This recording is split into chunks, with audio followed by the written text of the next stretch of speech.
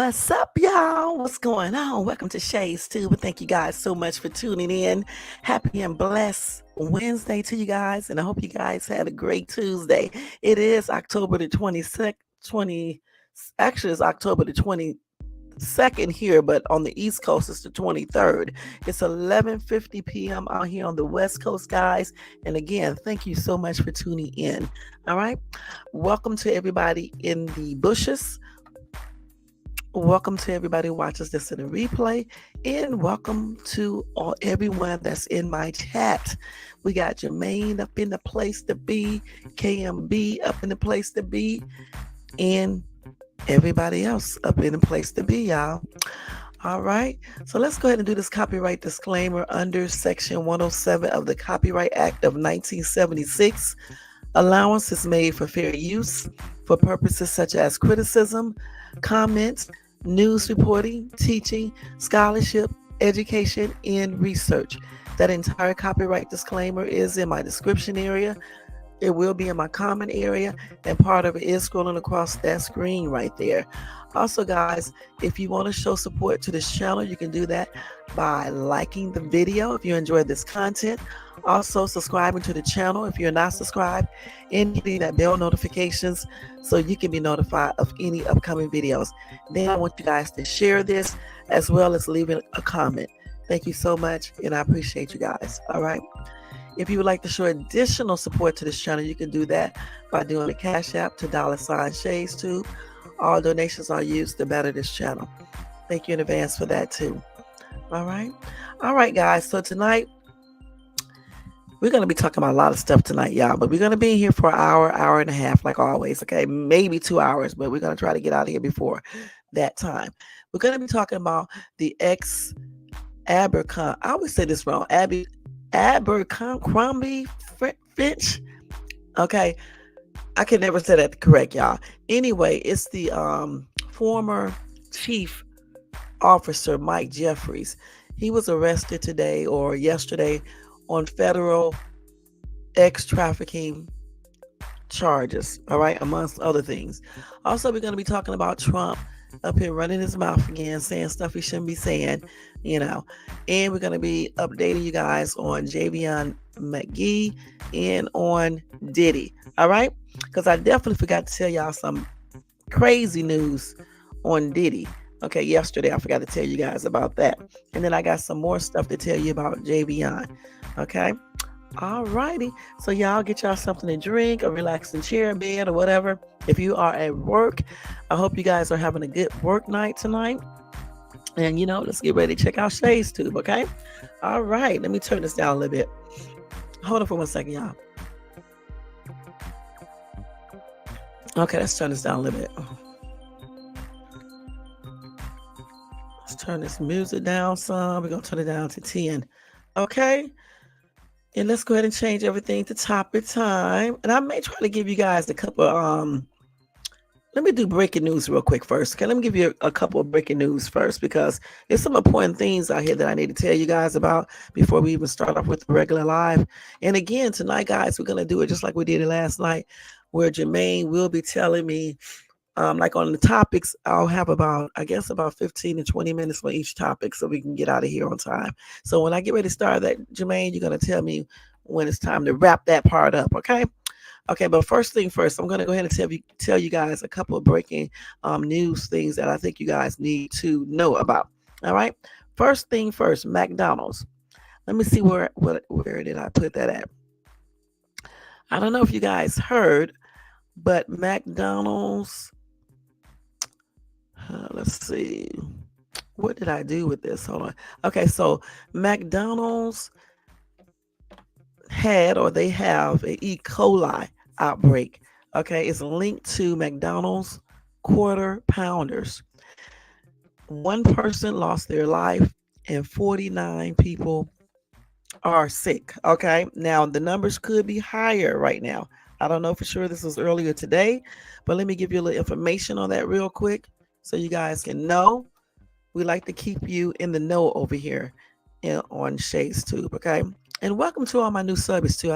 Thank you guys so much for joining the family, and thanks to everybody who's been with me for the longest or the shortest or whatever. Thank you so much. All right. Anyway, they said the Centers for Disease Control and Prevention announced Tuesday that multiple agencies are investigating an E. coli outbreak linked to quarter pounder burgers at McDonald's. All right. And Dwayne just put that up there as well for you guys to look at. Look it up. The agency said there have been at least 49 people sickened across 10 states, with 10 people requiring hospitalization and then one unaliving. Now, they said the majority of people who are ill have been reported in Colorado and Nebraska, though illnesses have been reported as far west as Oregon and as far east as Wisconsin. The CDC said that the contaminated ingredient had yet to be identified, but McDonald's said in an initial investigation found a subset of illnesses were tied to the silver onions from a supplier that serves three of the fast food giants' distribution centers.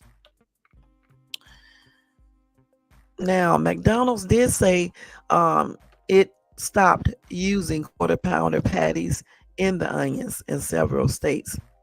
They said we are working in close partnership with our suppliers to replenish supply for the quarter pounder in the coming weeks. Timing will vary by local markets. All right. And that's a statement from Caesar Pina, McDonald's North America Chief Supply Chain Officer. Now, in the meantime, all other menu items, including other beef products, including the cheeseburger, hamburger, Big Mac, McDouble, and the double cheeseburger, are unaffected and available. All right. So these are the states where they did remove the quarter pounder: Colorado, Kansas, Utah, and Wyoming, and Idaho. Well, no. So the other states, they removed it completely, the ones I just mentioned. And then they said they also removed some in portions of Idaho, Iowa, Missouri, Montana, Nebraska, Nevada, New Mexico, and Oklahoma. All right. That's the only thing you like from McDonald's is the coffee. Mm. I like their frozen cokes. Okay, that's the best thing. Okay, the best thing there. So these are the symptoms of E. coli. So let's see here. Now they did say that E. coli bacteria resides harmlessly. It's harmless in the intestines of people and animals, okay? But some can cause mild to life-threatening gastrointestinal illnesses if consumed, the CDC says. Now, the types of E. coli that may cause diarrhea usually spread through food or water contaminated with feces. For instance, food handlers can spread infections when they do not use proper hand washing hygiene after using the restroom. Animals such as cattle may also spread E. coli to food and food crops. Now, the symptoms of E. coli infections include severe stomach cramps, diarrhea, often bloody, vomiting, in vomiting, according to the CDC. And the agency recommended seeking immediate medical attention if McDonald's customers experience diarrhea and fever higher than 102 Fahrenheit, diarrhea for more than 3 days that is not improving, bloody diarrhea, so much vomiting that you cannot keep liquids down, signs of dehydration, such as not peeing much, dry mouth and throat, feeling dizzy when standing up. Okay, so Jermaine put the link in the chat. This is it right here. You guys can go check that out to look at the entire list so you can read it yourself. And if you are in any of those states, just make sure you don't be getting those quarter pounders or onions, or just don't get that stuff right there, okay? That's all I'm gonna say. Shit. I was about to say something else, but I changed my mind. Just don't get the quarter pounder, okay? And those onions and things like that. And just keep on checking that website as well to see if they updated, or the states, their states been added or whatever the case is. Right. That. Thank you, Jermaine. Thank you so much. I'm not gonna read these comments because these people are crazy. Okay. Let's go ahead and give you another. Oh my gosh. Let me tell y'all this story real quick. Damn. What? Listen, guys. Listen real quick. I got about 5 more minutes to tell breaking news. Okay. A horrified mom listens to daughter being eaten alive by bears over the phone as the girl begs for help. That is sad. Olga Moskalova, then 19, was ambushed by a mother bear and her cubs who ate her and her stepfather alive as her heartbroken mom listened to the animals rip her loved ones apart. Dang. Tatiana I'm going to call her that because her last name is something. Recalled the day she heard bears gnawing on her daughter's bones as they dined on her flesh. One tragic day during summer 2011. These spooky noises comprised a mother's final phone conversation with her teenage daughter as a brown bear and its 3 cubs devoured her. Before tragedy struck in August 2011, Olga, then 19 years old, was enjoying what started out as a summertime walk with her stepfather along a river in eastern Siberia. However, nothing could have prepared the two for what was about to happen. A brown bear attacked the helpless pair while they were walking along the water's edge in Petropavlovsky.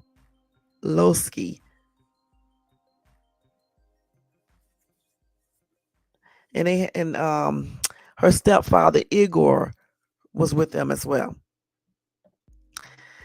It said it was a growl. Then the bear immediately charged.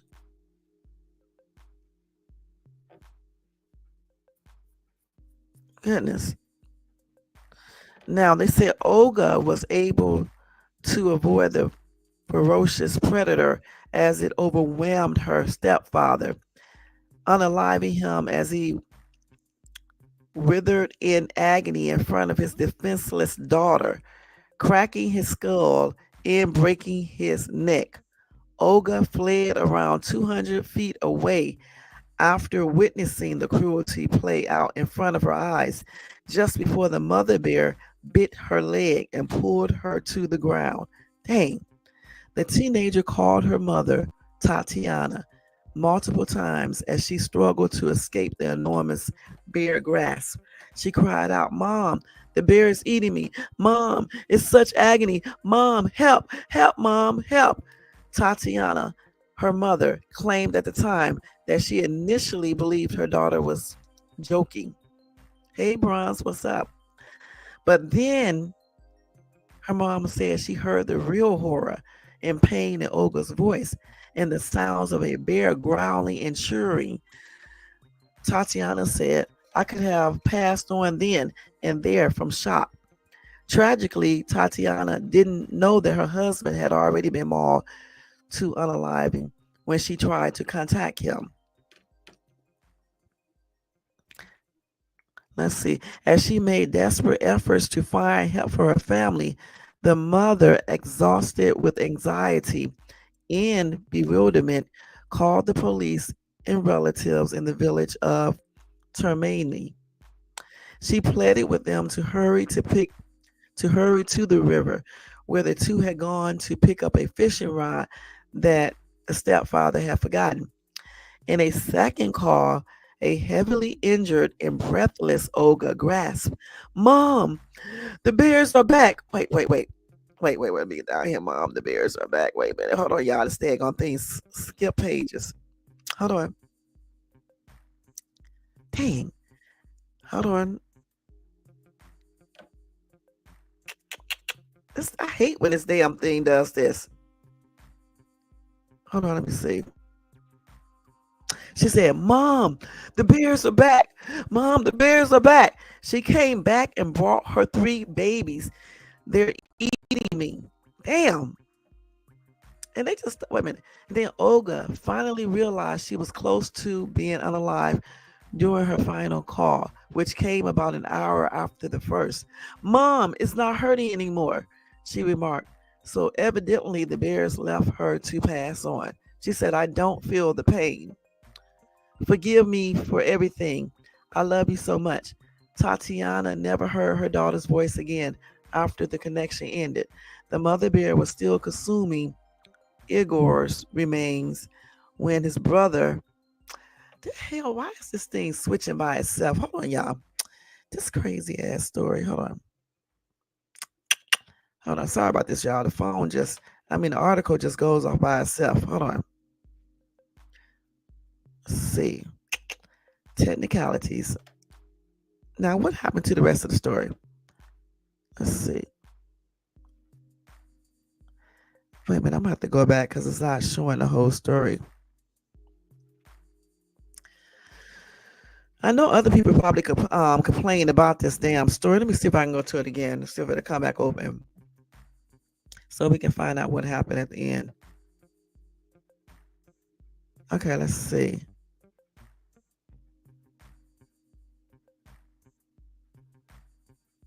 Hold on. See full page. Continue. We're reading. Let's see. This is crazy, man. They be going to different pages. Let's start with me. Hold on, y'all. Just bear with me.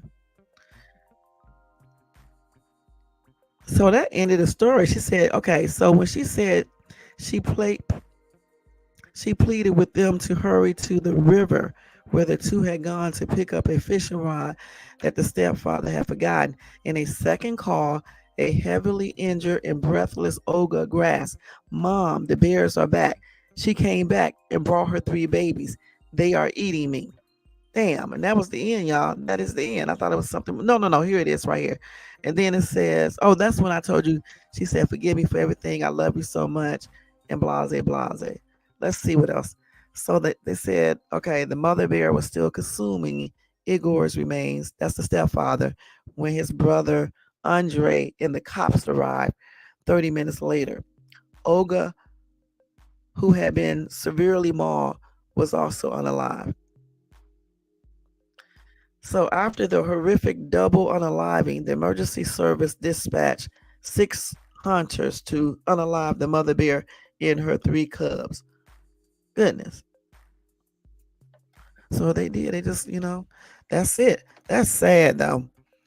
And the thing about it, they were just on a walk. That's it. They was just on a walk, you guys. Just, enjoying nature. And this bear came up with her cubs and decided to attack her and her dad, her stepdad, and basically maul them to unaliving and eat parts of their bodies. And the mom was on the phone listening the whole entire time.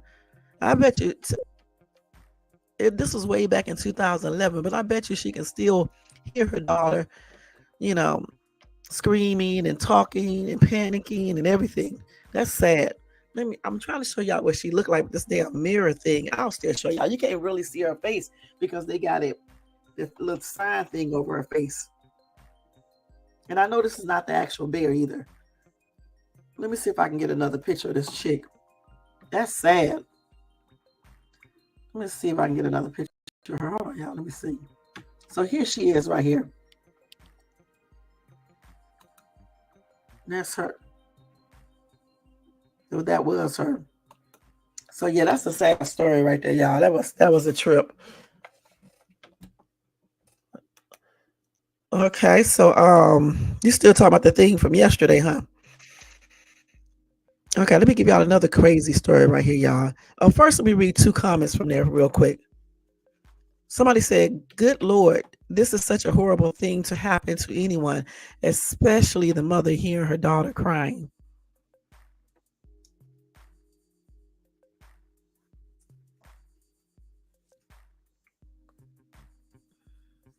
Mhm.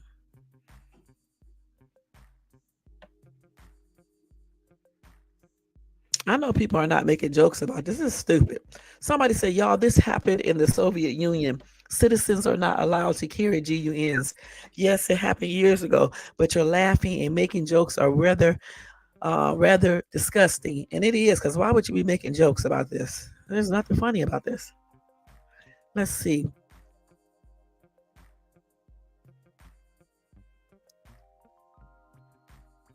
Somebody said the mother bear and the three cubs were unalive because of this.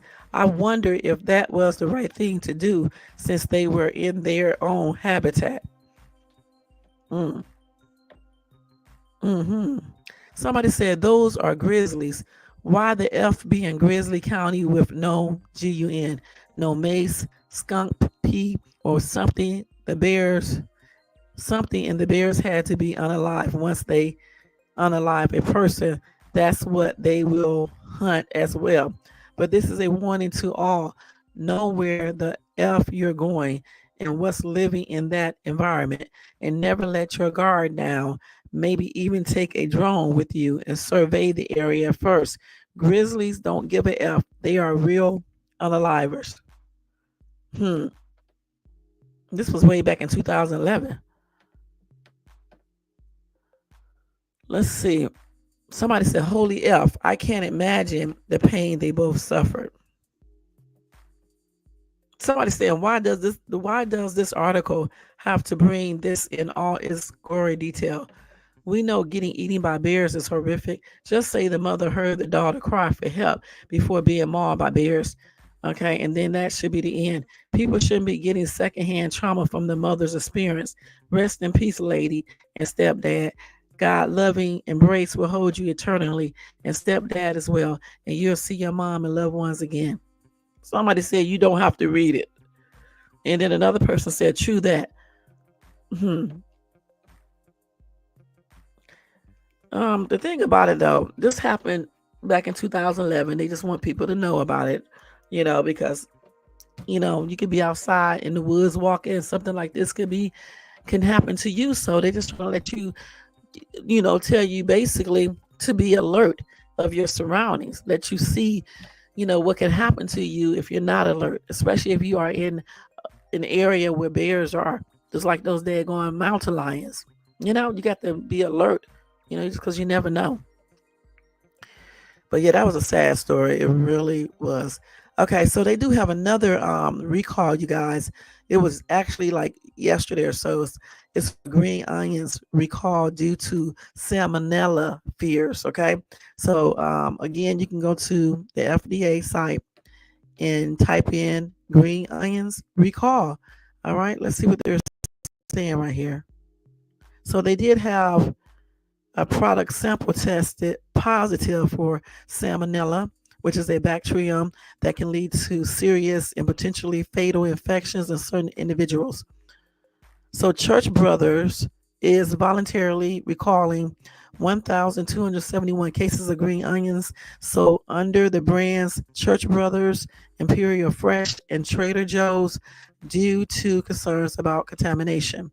All right. So again, go to the FDA, which is the Food and Drug Administration website, and I think it's the same one that Jermaine put up a few minutes ago. Go to that same one and then type in, well, actually, this says E. coli, but still, you can go to the CDC still, okay?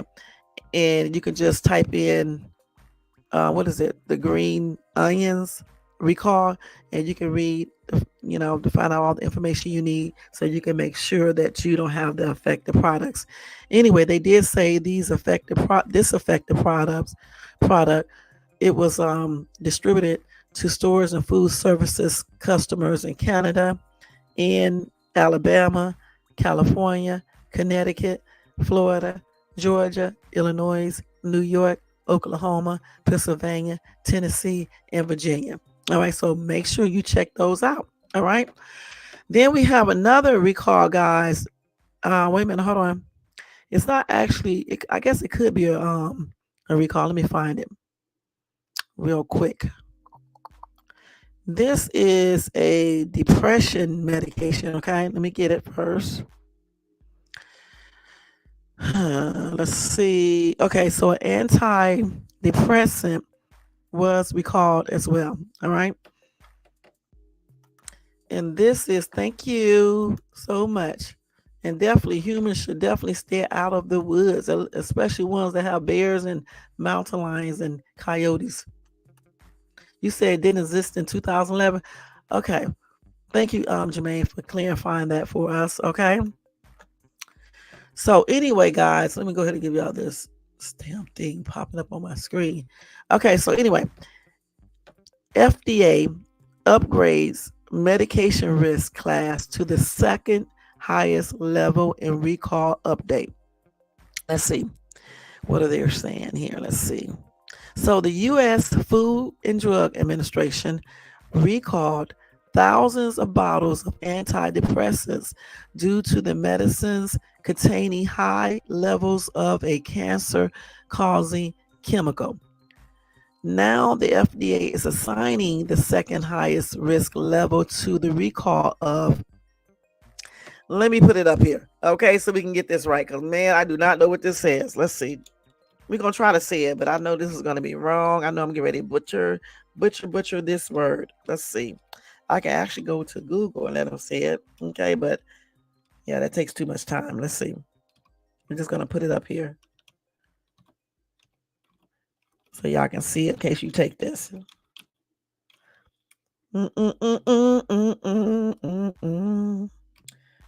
Thank you, Jermaine. Jermaine be on it. Let's see. So this is it. And I think he has the thing up there as well.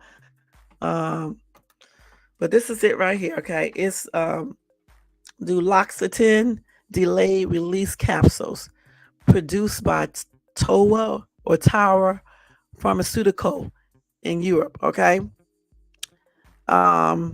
It's a class 2 recall, which is a situation in which use of or exposure to a volatile product may cause temporary or medically reversible adverse health consequences, or where the probability of serious adverse health consequences is remote.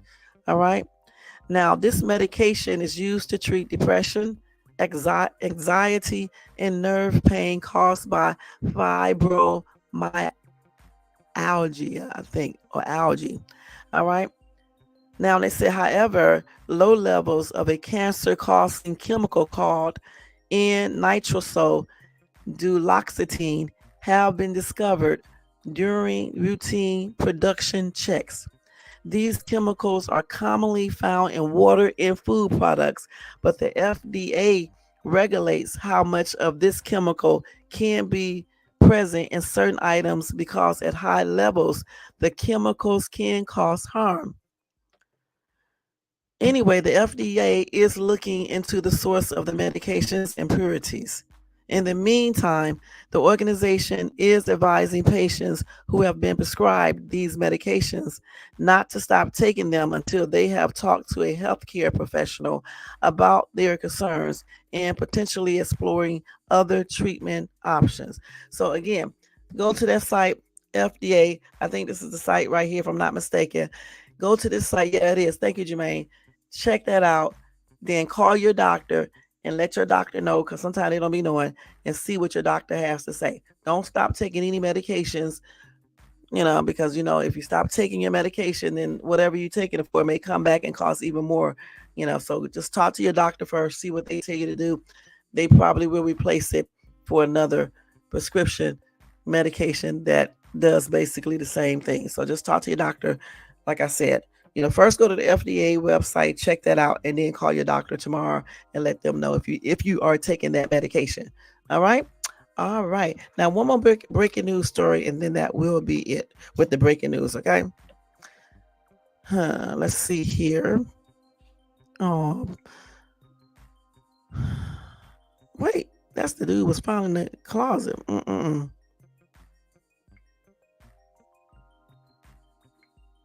Let me go to this right here. So this is the one that I want to tell you about. I almost forgot what it was already. Let's see. Let me see if I can find it. Man, I forgot what I did with the story.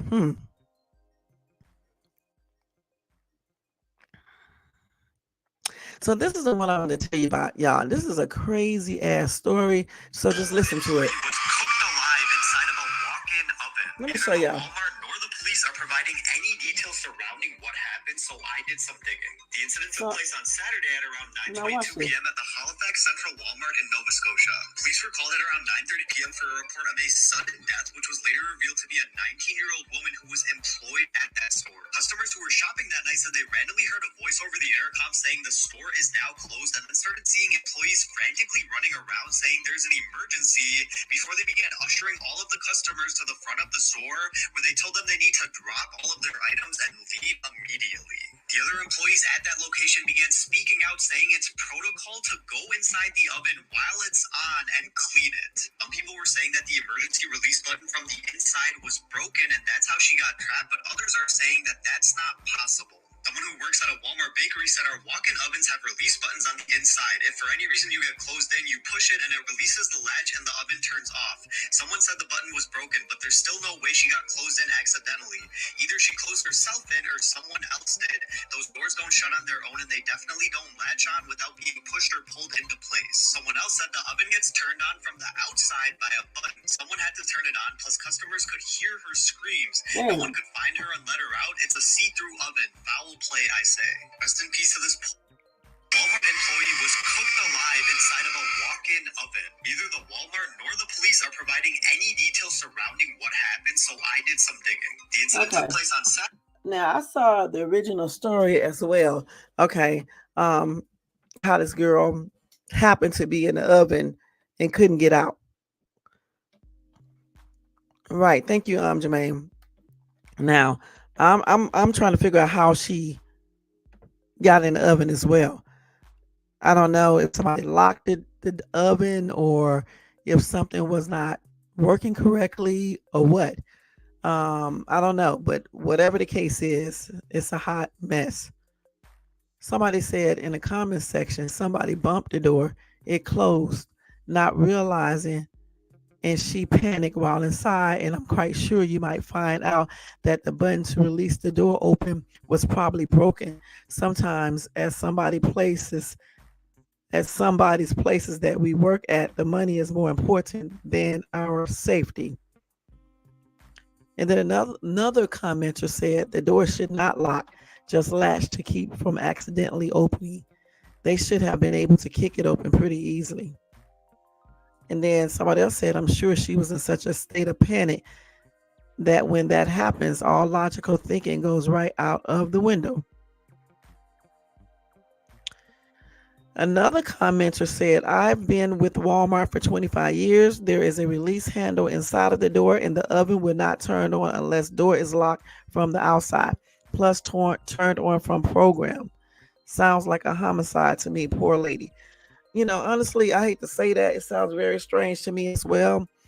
You really hate to say it, but yeah, because they're saying that Walmart isn't keeping up their equipment properly. If the knob on the inside or the button on the inside is not working properly, then that's what they're talking about. They think about making their money, selling their food, the chickens and shit that they cook in that oven or whatever else they cook in that oven, then to make sure everything is properly repaired. Okay, because something had to happen. Let's see here. Let me say this real quick. Let me look at the original story on this real quick. That is crazy, man. Let's see. Go here. Do this real quick, y'all. Hold on for a second.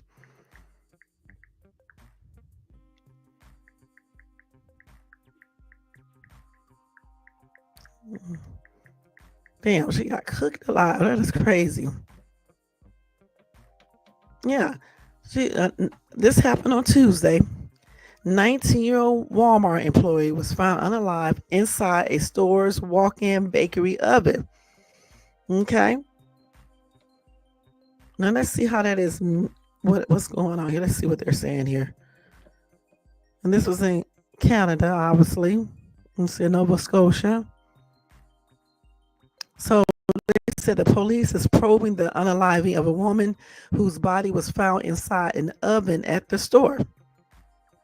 So let's see. The police said in a release that they were called at 9:30 p.m.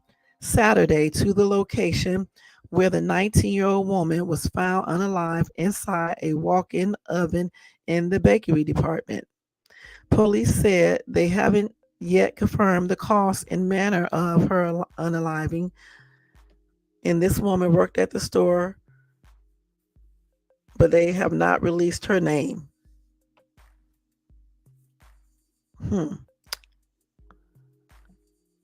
Now, according to the CBC, a Walmart spokesperson said the store is temporarily closed as we cooperate fully with the investigation. Halifax Regional Police called the investigation complex and said it involves several partner agencies. They cautioned the public against speculations about the cause of her unaliving. Sounds like either somebody locked her in there or something was not working as it should. You would think somebody heard her in there screaming. If people heard her screaming on the outside, in the regular part of the store, if anybody was in the kitchen, why didn't they hear her screaming? So we are definitely going to be, staying on top of this story as well, just to see what happens, if they find out exactly what happened. But I don't understand how she could be in the oven and just get trapped in there unless somebody either pushed her in there or either just locked the door when she was in there, or if something on the inside malfunctioned or it wasn't working correctly or it just didn't work at all. That's the only things that I can see, because other than that, how would she be able to be locked in the daggone oven and be cooked alive? That's crazy. That is really crazy, y'all. My condolences are expressed out to any family members who I talked about, their families tonight who passed away, and my prayers are extended out to them. Crazy stories, y'all. Crazy story. That's a horrible unaliving right there. My goodness, the bear in this. Man, can you imagine going into an oven and can't get out and it's on? Damn. It's like with the bear attack. That is, But anyway, y'all, we're going to go ahead and go into our regular topic time now. I just wanted to give you guys a couple of breaking news stories real quick, and especially those recalls and stuff. So now we're going to go ahead and go into the topic. Jermaine, if you are still awake and doing your job like you've been doing, let me know when 20 minutes come. Okay. So first thing first, guys, we're going to go ahead and tackle Diddy first. All right, let's tackle Diddy. Okay, because last night I was talking about Diddy, you guys, and I forgot to tell you a couple things. One thing in particular that I forgot to tell you about is the fact that, remember I was telling you about the pastor who used to be a producer, and he was working with Sean Combs a little bit back in, I don't know, I think this was in the late 90s or somewhere around that time. And he was telling everybody in the interview that he was on about his experiences.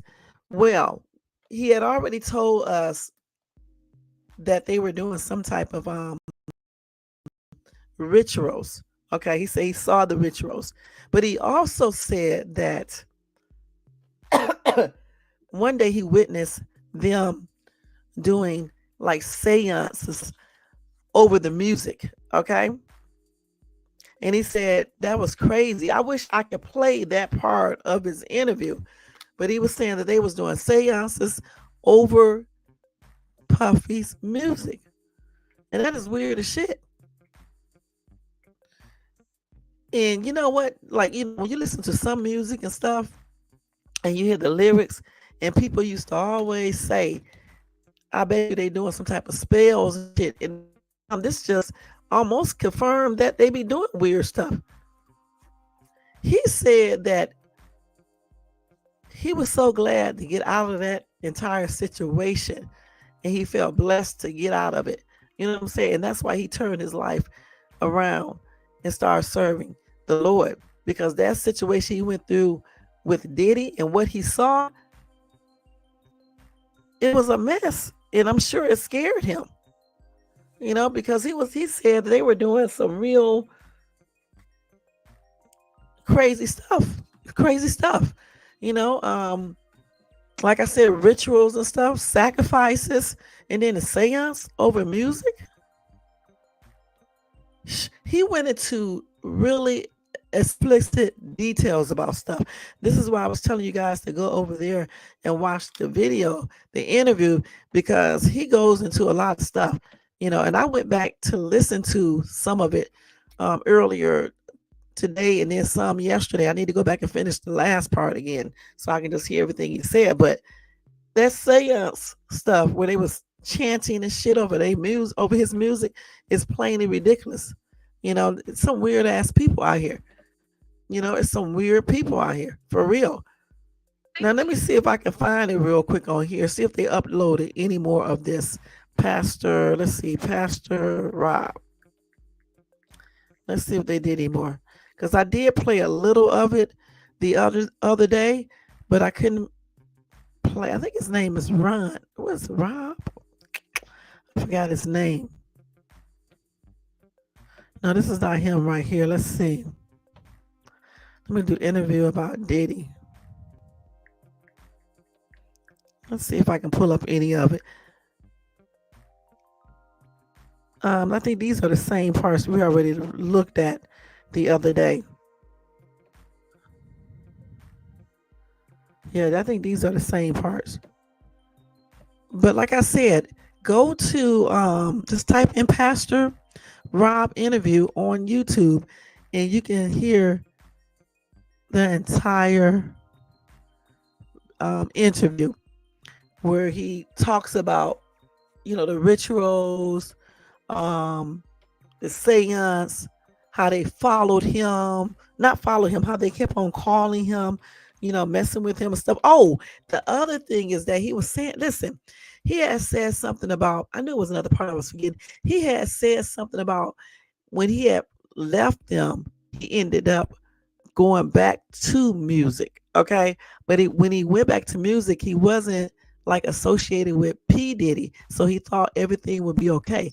He said, if I'm saying this correctly, I believe he said that Beyonce's lawyer had a recording studio. And so he went to they let him use it. So he went there to record his music because he said music is his passion and he just wanted to do it some type of way. He just didn't want to do the weird stuff with P. Diddy and be involved in the stuff that P. Diddy was involved in. So he thought he was doing good when Beyonce's lawyer, I think that's what he said, offered him, said that he can use his or her recording studio. So he went there. He said some lady came up and had some cookies, or either she was there. And he said he ate one and they were so good. So he ate two, then he ate three, then he ate four, then he ate five, and then he ate six. And he started feeling ill, I guess. And so he said when he felt ill, he said he started seeing stuff, hearing voices. He started seeing like a red room. He started seeing demons, all types of shit. Okay. He said he knew he had just had to get up out of that office or whatever the case is, that, the recording studio, and I think he said he went to the elevator, or either went out the door, and eventually his bishop or somebody, his pastor or somebody was there, and they saw him. Okay. And they helped him, I guess. And then he ended up being in the hospital, I believe. I think that's what he said. And I had to cut the video and then go back to it yet. But that is some crazy shit. It really truly is. Because I'm like, if that was Beyonce's, hey, realist, thank you so much for tuning in. If that was Beyonce's lawyer, and then all this stuff happened to him when he used the lawyer's recording studio, and then the person who gave him the 6 cookies clearly must have gave him something, some cookies with something on it. And then the thing about it, I'm trying to figure out, if I would have seen the 6 cookies just because it's the number 6, I don't think I would have eaten it, period. And then plus, the people calling him all the time and everything like that. But he said the call stopped. He said he had prayed to God, to take care of him, and the call stopped and everything. But the thing about it, the call stopped, but they might have still been watching him, because who told anybody that he was there at that recording studio other than the people who let him use it? You see what I'm saying? So that's crazy. So y'all need to definitely go check that out, because it's a hot ass mess.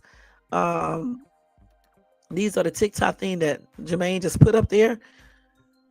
When you hear this interview, you're going to be tripping out. All right, point blank. Because he really goes into detail. He really did. He said when he met Diddy, he thought it was a dream that came true. He quickly found out it really wasn't something that he would wish on anyone, because these people have been doing the most, and they still doing the most all these years later. At least he was before he got incarcerated. But anyway, let me go ahead and give you some more Diddy news. That's crazy as hell, though. I'm not gonna lie, that is really crazy.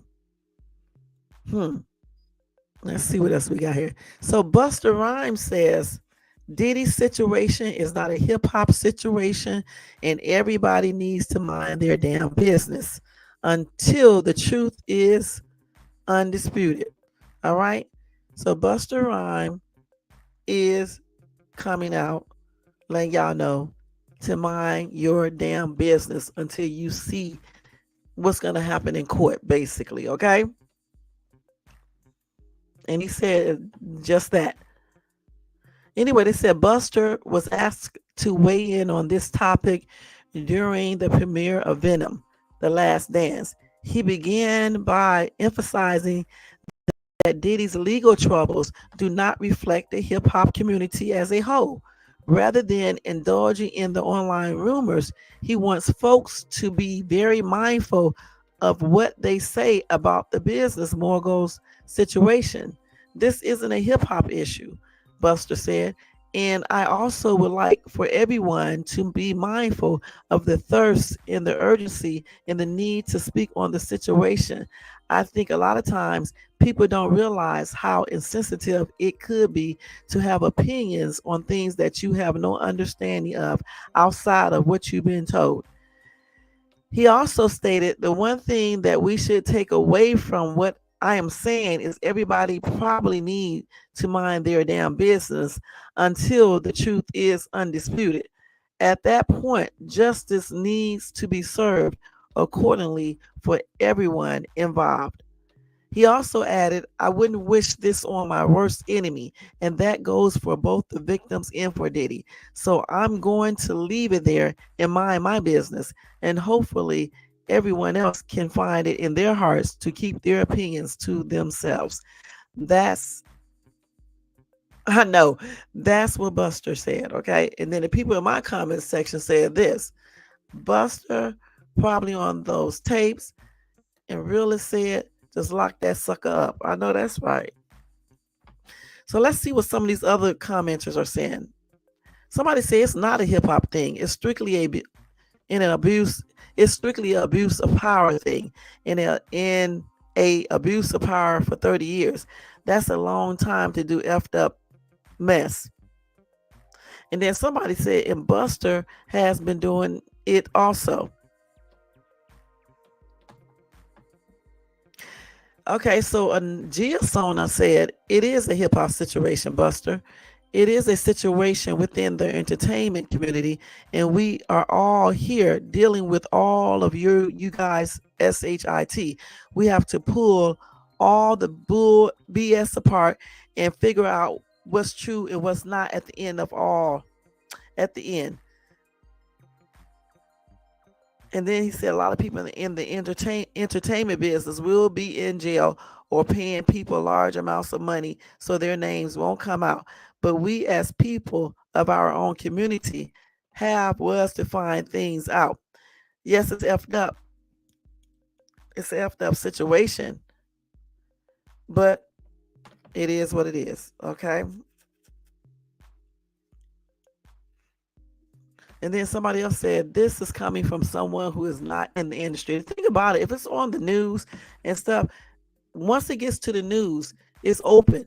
It's open season. Okay. The thing is, if these people would stop doing stupid ass crimes, you wouldn't have to worry about anyone talking about them. You know what I'm saying? If they did not do stupid crimes, period, nobody would be talking about them in a negative way. So, I mean, I understand what Busta Rhymes is saying, but at the same time, it's all over social media. It's all over the TV. It's everywhere about Diddy. You know, people are going to give their own opinions. Let's keep it real. Let's keep it 100. All right.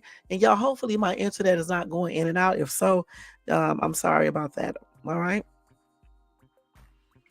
So the thing is that I hope he's not on those tapes. Okay. I hope he's not on those tapes. And that's the story right there, you guys. Thank you, Jermaine. Let's see what else we got here from this man. For Diddy. Okay. So anyway, since we're talking about Justin Bieber, we was talking about him as well. Not bad or anything. Anyway, Justin Bieber's dad is under fire, you guys, for posting photos of a 6-year-old daughter in a crop tops amid Sean Diddy Combs' trafficking scandal. So let's see. They're going to be doing all types of stuff, you know. So anyway, let's see. So Jeremy Bieber and his wife Chelsea are facing backlash for continuing to share photos of their 6-year-old daughter, Bae Bieber, in crop tops and swimsuits. Through the Instagram account is run by the top's parents and has been up for a few years now. Social media users began shaming the page after the singer's former friend, Sean Diddy Combs, was arrested for trafficking last month. Okay. So it says Combs, 54, took the lonely singer, 30, under his wing when he was a young teen. And resurfaced interview from years ago have fans worried that Justin may have been exposed to some of Diddy's alleged crimes, which is why they are urging Bae's parents to keep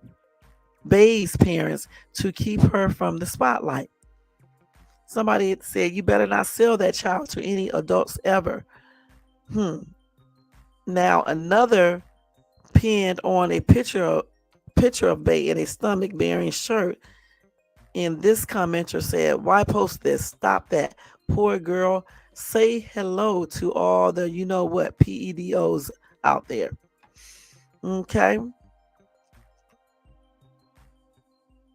And then another commenter says she would know when she gets older that her dad is a mooch, like a tick on a dog, getting that free ride off of Justin's. And another person said, Jeremy, you should be ashamed of yourself. So let's see what else they got.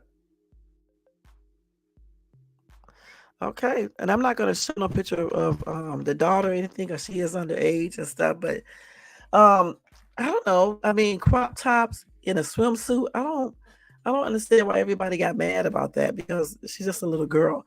You know, she really doesn't have anything to do with Diddy and, you know, what could have happened to Justin Bieber if she doesn't know anything about that, you know. So I don't know. People, for me, sometimes people just go overboard. They don't have a picture on here of her in her crop top, which is a good thing, but and she just had on a swimsuit. So I don't know why people are tripping about that. Mm-mm-mm. Okay, let's see what else we got from Sean Combs.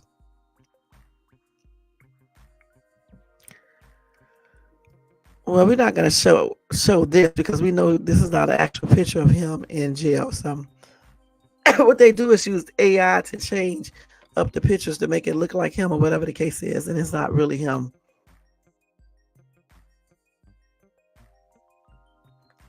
Okay, let's see. So let's see what this is right here. So they said that a chilling remark from Diddy in an old interview resurfaces amid his trafficking allegations. So let's see what this video says. So this video was taken October 2017.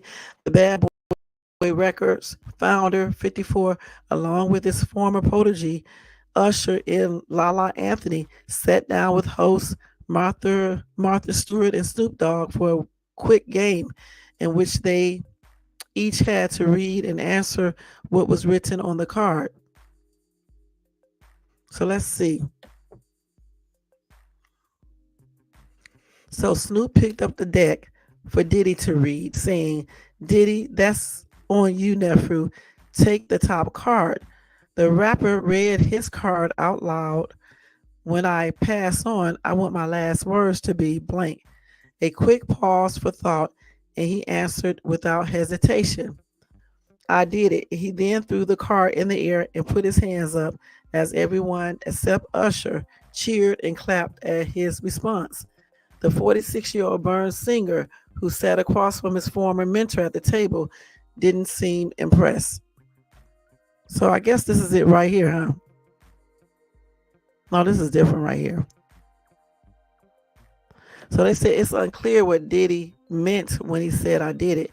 He could be referencing to how he achieved his fame and success in the music entertainment industry. His former publicist, Robert Shooter, who was under his employ from 2002 to 2004, recently revealed that Combs was obsessed with power and staying famous.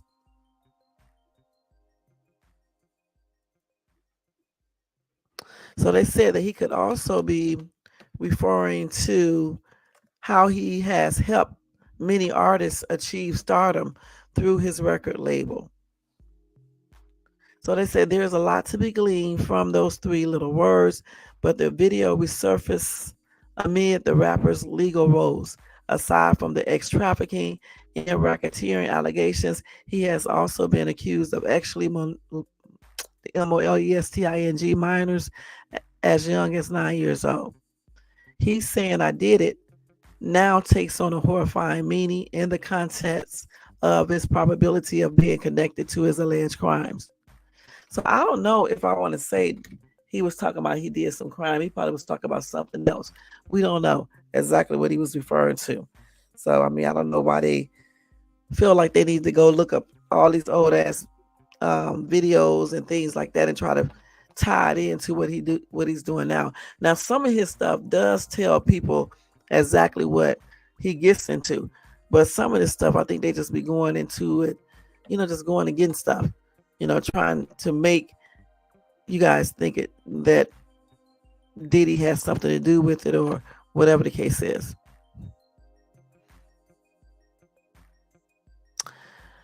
Okay, I think I already told y'all that Diddy demands to the court to prohibit future allegations so he can secure the right to a fair trial. So we're gonna see later on what the judge decides regarding that, and I'll let you guys know. So I think that's gonna be it with Diddy, guys, and we're gonna move on. Let's see. I think that's it with Diddy. So we're gonna move on. I want to tell you guys about this ex Abercrombie and Fitch chief Mike Jeffries. Let me tell you guys about him real quick because it's already 12:49. Let's see. Let me go to this one right here.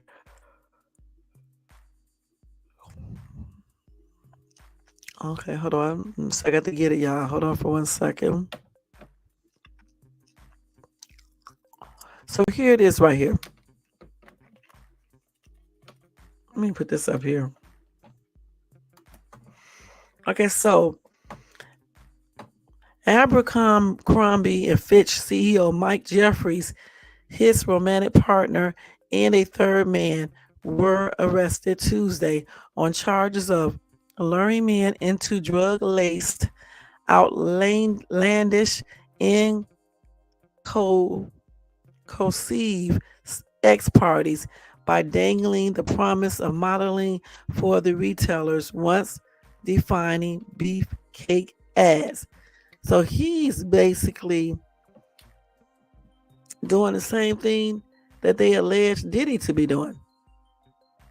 They said for almost 20 years, Jeffries, his partner Matthew Smith, and their employee James Jacobson used Jeffries' status, wealth, and a web of household staffers to fulfill the couple's extra desires and keep it all secret, according to a federal indictment. Damn. Actually, exploiting vulnerable human beings is a crime, and doing so by dangling dreams of a future in fashion or modeling is no different. Brooklyn based U.S. Attorney Breon Peace said at a news conference he called the case a warning to anyone who thinks they can exploit and coerce others by using the so called casting couch system. The charges also echo actual misconduct accusations made in a civil case in the media in recent years. Lawyers representing Jeffries in a federal ex trafficking lawsuit have said he denies those allegations. So Jeffries wore a broad smile but didn't comment Tuesday as he left a federal courthouse in West Palm Beach, Florida, after being released on a $10 million bond.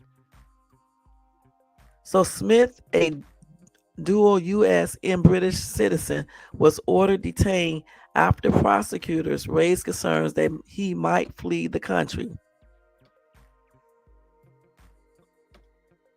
But they said up here, I thought they said he was released on a $10 million bond.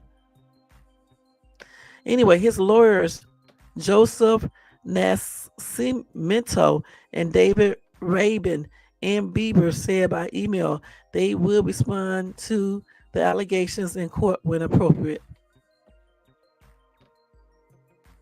And he did get out on a bond. Okay, on a $500,000 bond.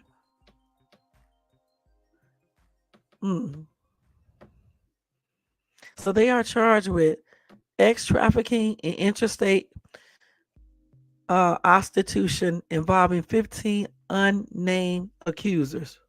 Right, that's what I'm saying. So again, here we go. So Jeffries was released on a $10 million bond and returned to his Palm Beach, Florida home on Tuesday. So why is he free? He got ex trafficking, prostitution, and another charge. Let's see what the other charge is. No, it's just two: ex trafficking and interstate prostitution involving 15 unnamed accusers. So again, yes, it's like Jermaine said. Why is he free, but Diddy's still in jail? Why? Let's see if anybody else say anything. Okay, so Ali said, what is it with all this perversion? What on earth happened to people? They think They think it's okay to prey on vulnerable, innocent individuals and take advantage of their own position of power. It's sick. It's demeaning. It is perverse. It is wrong. It deserves serious punishment. Another commenter said it's been going on for decades and we are just seeing it now because God is tired of evil.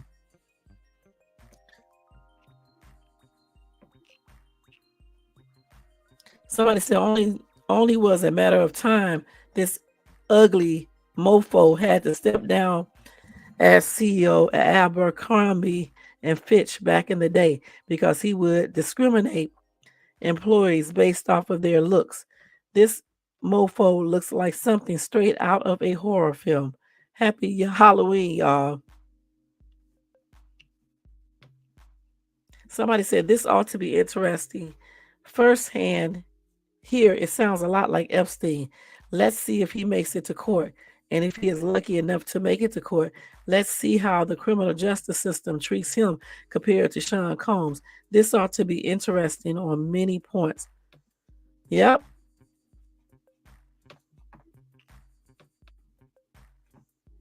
So anyway, I'm gonna keep you guys right updated on that case as I get more information.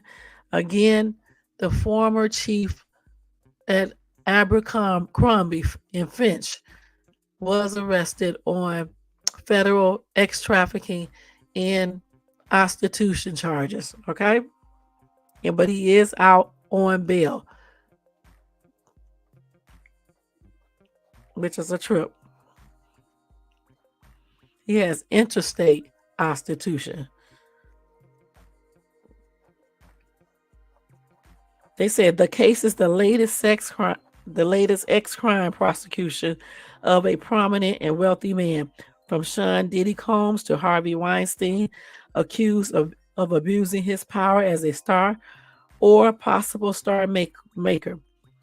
Though the status of the cases and important aspects of the allegations vary, an early accuser of the late Jeffrey Epstein said he groped her during a 1997 meeting arranged as a model interview for the Victoria's Secret catalog.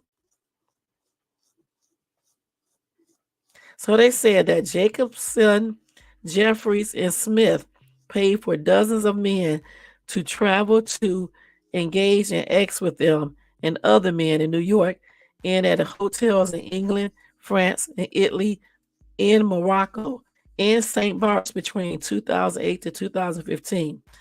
The sometimes graphic indictment describes actual barcanos, I guess I said that right, in which the recruited men were given drugs, lubricant, prophylactic, costumes, X toys, and sometimes erection-inducing penile injections that cause painful, hours-long reactions. Damn.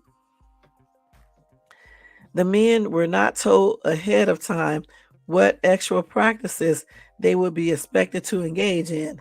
Indeed, some itineraries simply resemble those for models' photo shoots, and they were required to sign an NDA, the indictment says.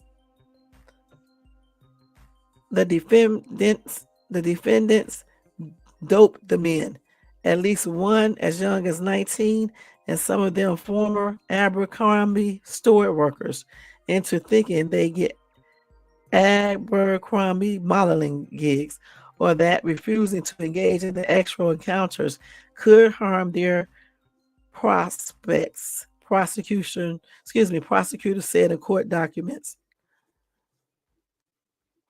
They said the men typically underwent tryouts by having sex with Jacobson, who acted as a recruiter for his boss.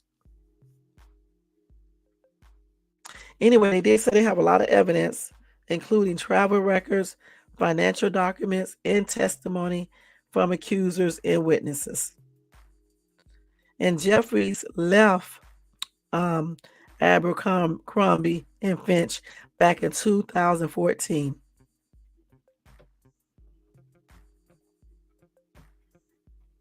And the Ohio-based company Hollister declined to comment on his arrest. Okay, so yeah, like I said before, I'll keep you guys updated once I get any more updated information regarding this man. So this is Diddy's leaked phone call from prison, y'all. So let's listen to this. Let's hope they're not lying. Let me turn it up. Just listen. I don't know if this is actually his leaked phone call. They may be lying. Let's see. I know they lying. I'm gonna need you to get rid of all the leftover pizza boxes. The what? All the boxes leftover. No, this is a joke, okay? This is a joke. Okay. Make sure you recycle the plastic like you talked about. Yeah. Did Jay reach out yet? Nah, he ghosted. This motherfucker doing. Ain't shit tweet now because I'm in here. It's all good. You about to get out on bail. No. Hey, yo, check this out. Okay. You reach out to the producer. So this is a joke right here. Just listen. No, there's a release date for that new Netflix movie. Alright, Pop. It's crazy right now. Everybody out there quiet as motherfucker. Yeah. Yeah, exactly. We gonna let them have their little fun, but I'm still gonna have them last laugh. What about all these lawsuits, though, Pop? Ain't none of them getting shit. I ain't worth nothing. Ain't got shit in my name anyway. Okay. So that was basically a joke, but you know what? Some of that shit that he just said is probably true. That, Diddy got stuff in his kids' names or whomever, So this is going to be a trip. Okay, hold on for 1 second, y'all. I'll be right back. Okay, let me turn this music up. I'll be right back. This is like a minute break.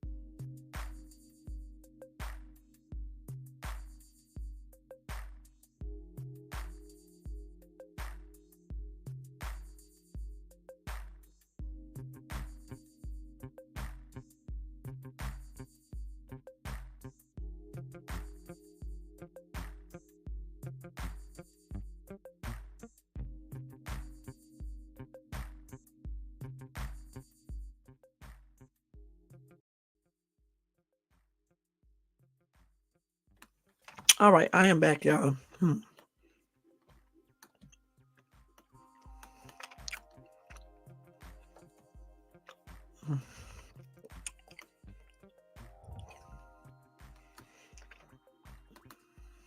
Okay. So yeah, that video was just a joke. I mean, I can actually show y'all the crazy ass video. It was just somebody else playing the role of Diddy. Okay. Point blank. Now let me see what else I got.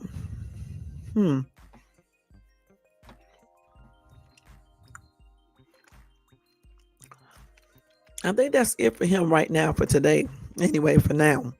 I'm pretty sure it'll be some more information once I get off here or in the morning, okay? Let me make sure I got nothing else. Let's see what this is right here real quick, y'all. Let me just check to make sure.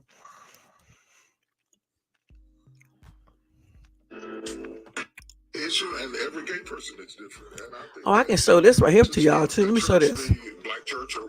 So I guess they're asking them. They said TDJ panics after Diddy party footage reveal. Let's see.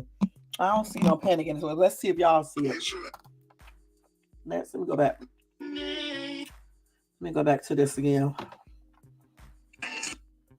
And every gay person is different. And I think that to speak the church, the black church or white church, any kind of church you want to call it, are all the same. It's totally, I'm okay because I never told you I was perfect. I never put down nobody. I got my own flaws and my own fault, but T.D. Jakes has always been a pillar of faith and power, but his world is now unraveling. New footage from Diddy's party has surfaced, showing far more than anyone expected. Following a recent arrest, startling revelations about the two men's relationship are coming to light, and it's left T.D. Jakes scrambling for answers. What happened behind the scenes? And why is the preacher suddenly in a panic? Watch this video to uncover the secrets and hidden connections that are now threatening to drag T.D. Jakes into a scandal he may never recover from. But before we step into the current situation that has left T.D. Jakes facing even more public attention, we need to take a moment to understand the history between these two influential figures. Hey, J4. T.D. Jakes and Diddy's relationship. Their relationship dates back over a decade. Okay, so let me go to part 2. Hold on, let me see what they got to do part 2 at. Oh, they got a whole lot of shit on here. Wait a minute, hold on. They got a whole damn thing.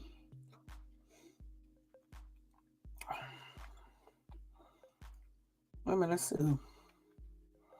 Somebody gave somebody HIV. So wait a minute, let's see what the bodyguard said first. I'm skipping videos. T.D. Jakes was there to try to fix his image. Ain't no money like church money. Look at T.D. Jakes. Your point of view, your opinion. Do you take him serious as a pastor? Do I take him serious? That's not my type of pastor. Known for his powerful sermons and unshakable faith, T.D. Jakes has inspired countless lives. But according to Diddy's former bodyguard, there's another side to this story that the public was never meant to see. You're right, J4. This insider's account paints a picture that challenges everything we thought we knew. What did he see? And why is it so shocking that he's risking everything to speak out? Watch this video as we reveal the hidden details behind this stunning new information. But before we get to the new details, we need to look at the connection between T.D. Jakes and Diddy for important context. Diddy's connections to T.D. Jakes. It's no secret that the two have collaborated in ways that have caught public attention. T.D. Jakes and Diddy's relationship began to surface That's why. Okay, so let me see if I can I got back to the same one, didn't realize it. Okay, let's see if I can get the part 2. They don't have this in order. So T.D. Jakes, let's see. Everybody panicking. Let's see. I'll be sure. I don't see the rest of part 2. Hold on, let's see.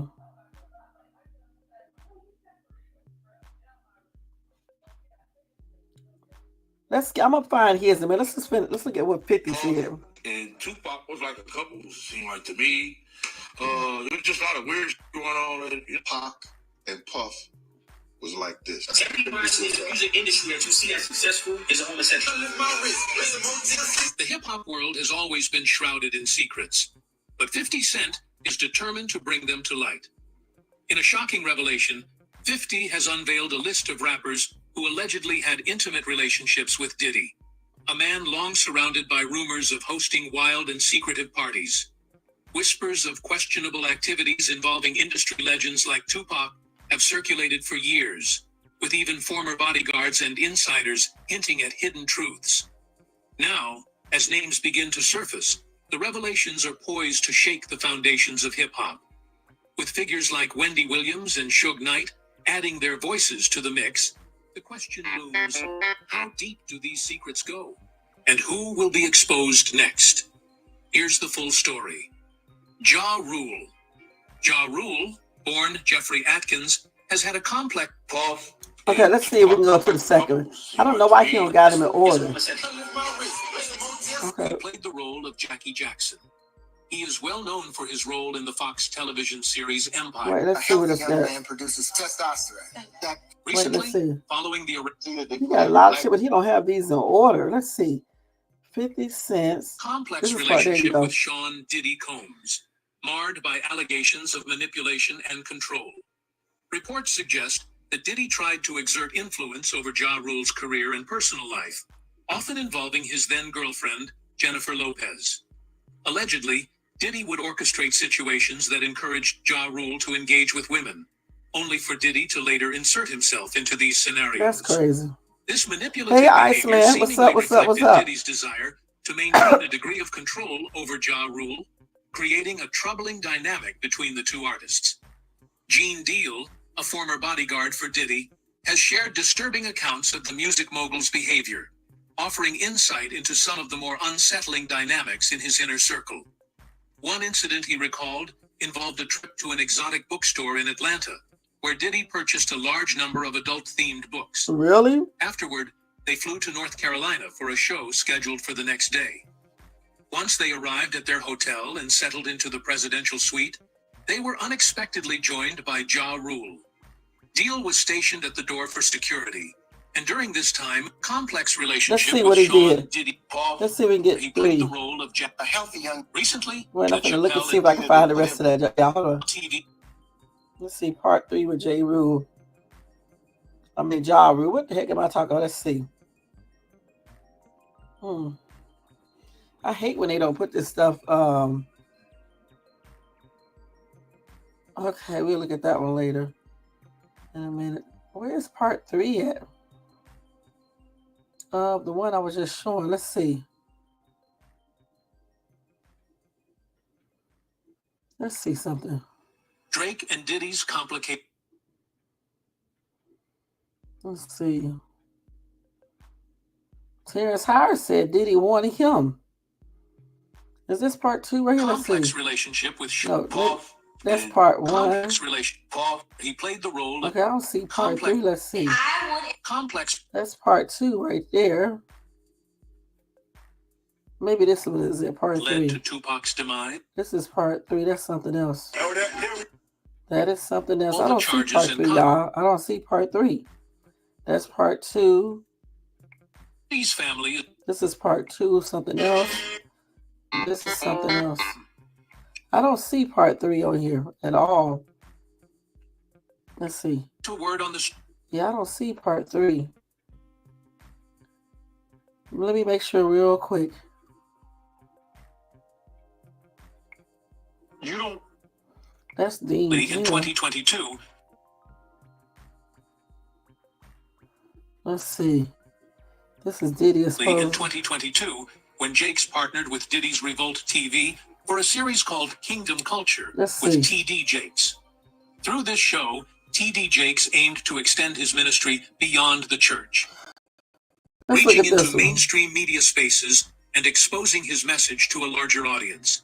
This collaboration marked the beginning of a more public partnership, blending Jakes' faith-based influence with Diddy's expansive media platform. Right, I don't know why he did that. This That's weird. relationship He's a went weirdo. beyond just business. Their bond became personal, with both men showing up for each other at notable events. When Diddy received the BET Lifetime Achievement Award, he didn't just thank people who'd been influential to his He career. definitely must be. Instead, he made a point to mention T.D. Jakes by name. This shout-out during such a significant moment made their association all the more prominent. Additionally, the two began attending each other's high-profile gatherings, including birthday celebrations, which only fueled speculation about the nature of their relationship. Fast forward to 2024, and things took a drastic turn. Amid various online rumors in 2022, Okay, I hate the way he do his such things. this video, Let's see. all were the Los See, I don't never see part 3. I'm gonna tell y'all right now. Rosie O'Donnell, Ain't no part 3s. you know he loved, but her So we just story- got to listen to the parts we hear. Okay. We saw that one. Tensions between 50 Cent A lot of multiple Grammy nominees this year. Lauryn Hill's got 4, TLC's got 8, and Sean Combs 5 to 10. When you're in a relationship for a very long time, Okay, let's Rosie go O'Donnell now. brutally shaded something else. We According already to Judge saw that. Joe, Do you think Puffy was involved in the shooting? Only they can answer that question. Let's see what he said here. I wish slander their name like they did mine. That was the documentary that claimed, which we know wasn't the truth. Yeah, check. So we don't talk about things that are nonsense. We don't even entertain nonsense. every day, the Diddy saga continues to take new twists. Recently, a reputed Crip gang member, Dwayne Keefe D. Davis, has stepped into the light to provide proof that Diddy was involved in the murder of the iconic rapper Tupac Amaru Shakur. Watch this video to learn more about what Keefe D has said, Let's see. as well as other murders to which Diddy has been linked in the past.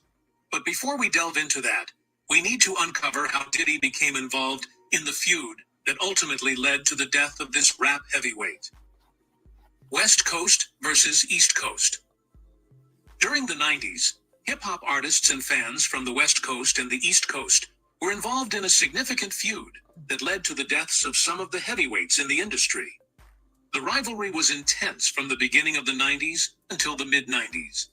At the center of it all, Okay, so they're going, let's see if we can pull it to according part to 2. Judge Joe, this isn't just about Diddy. He sees something. Okay, so they skipping over. I wish they would go in Los order. Angeles-based rapper Tupac Amaru Shakur and the New York-based rapper Notorious B.I.G. These two iconic I think artists so. were signed to Death Row Records and Bad Boy Records, respectively. The feud began 20 years after hip-hop was born in the 70s on the streets of the South Bronx, New York. At that time, there were only a few key players in the industry, including Eric Eazy-E Wright, Dr. Dre, Ice Cube, MC Ren, and a handful of other rappers. A group of young African-American men came together to form what was known as Self-destruction. NWA. Oh no, NWA. The formation of the group brought the music genre into the spotlight, although it was often perceived as a violent type of music. This perception stemmed from its hard instrumentals and lyrics that frequently included numerous curse words. NWA was a West Coast group, and by the time they released their groundbreaking first album, Straight Outta Compton, they had firmly established the West Coast in the rap scene. Later on, the group disbanded due to financial constraints. One of the members, Eric Eazy-E Wright, all were the Los Angeles-based rapper Tupac Amaru Shakur and the New York-based rapper Notorious B.I.G. These two iconic artists were signed to Death Row Records and Bad Boy Records, respectively. Okay, let's go to part 3. I'm trying to say, let's see. that the See, family he never have part 3 on here. I don't know why he According to don't. Judge Joe, He don't never have 3, y'all. I don't know why he does that all the time. tension You know he loves me. Okay, we already But her seen this story- shit. Okay, so let's see. He don't have that. Let's see what Monique is saying about Diddy.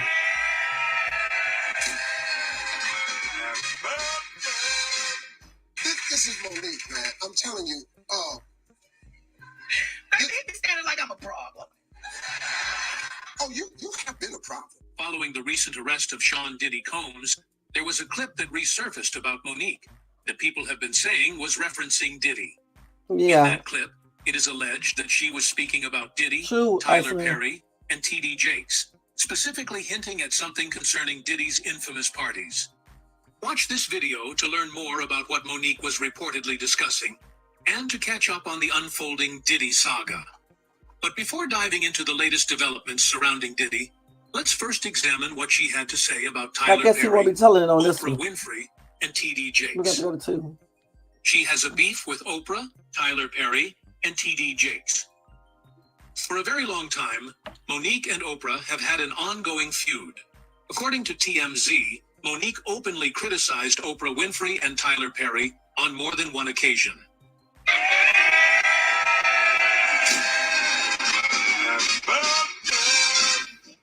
This is Monique, man. Okay, so we gotta go to 2 now. Okay, To let's see. disappear into the shadows when things get bad. No, not this. To be P. Diddy. See, I told you he don't keep shit in order. I The think he is tension part between 2. Monique, Tyler, and Oprah reportedly began when Monique took the stage during Cat Williams' comedy tour.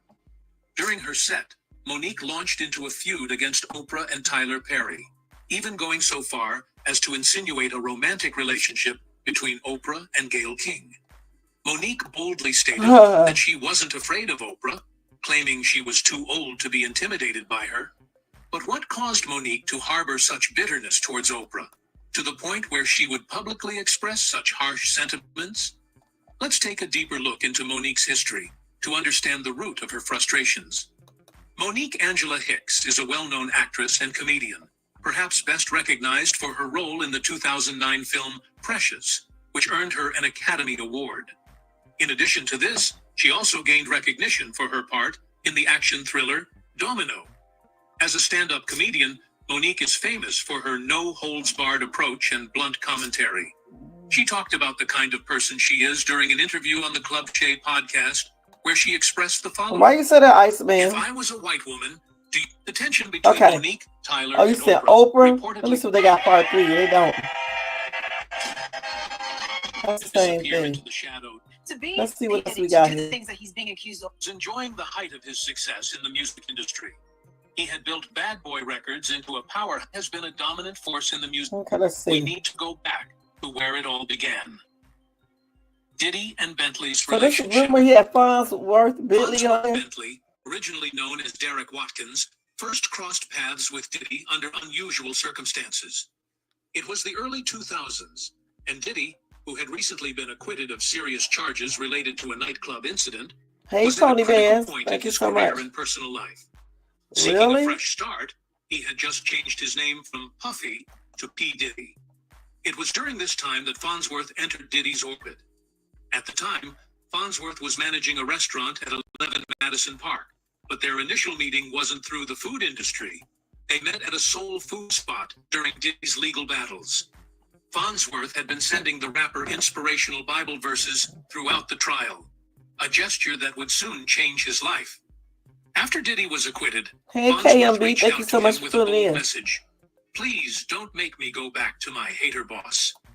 This daring plea caught Diddy's attention, and soon enough, Farnsworth was brought on as his personal assistant and valet. It was Diddy himself who gave Farnsworth the name that would stick. We need to go back to where Okay, it let all me go began. to part. Y'all understand? Look at Bentley and all these people. Come on, man. Now that we Film Precious in 2000. So let's see what y'all he understand? said. Look at Bentley and was all fire. these people. Come on, man. Now that we know the monster, man, you carry the man umbrella. He was the man. I watched this man disrespect you every chance he got. Talk to you like it's big. If I told you what happened to us and to Big, to Wolf, and told y'all my experience with this guy from 90 until 2005, not one person said, Yeah, but sure came out will. and said I played a part.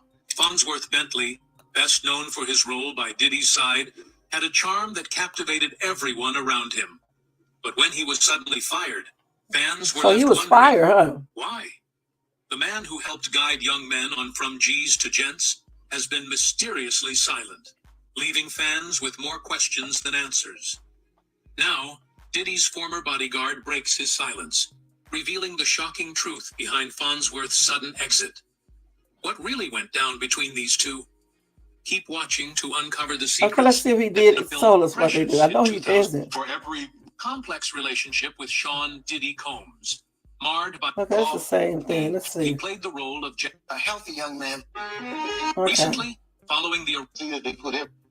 Drake and Diddy's conflict, You can't you can find all usually, this when he stuff. caught the attention, Cat Williams is after graduating from Nick been sucking.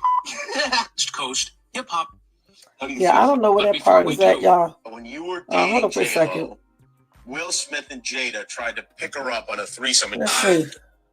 Crossed I don't paths see with part Diddy, 2. her career had expanded beyond Now he's talking about Very them. genuine and sweet and involvement with Diddy. But Jaguar suggests Okay, so I don't see part 3s and some of part 2s. I don't know why he goes out of secrets like this all the time. But we already heard most of these stories about Diddy. The Bentley guy probably, I think they said he did not want to do what I don't know. I can't remember. Let me see why. Let me see if I got that on here. I can't remember what they said. Let's see.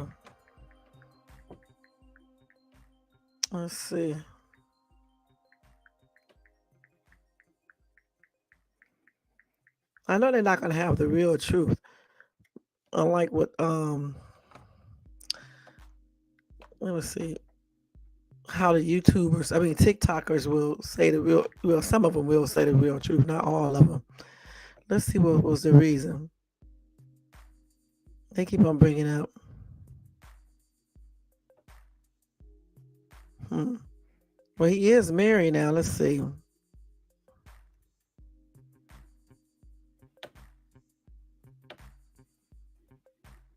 Let's see what Gene. We should see what Gene. Let's see what Gene Deal said about it. First, let me read this and see.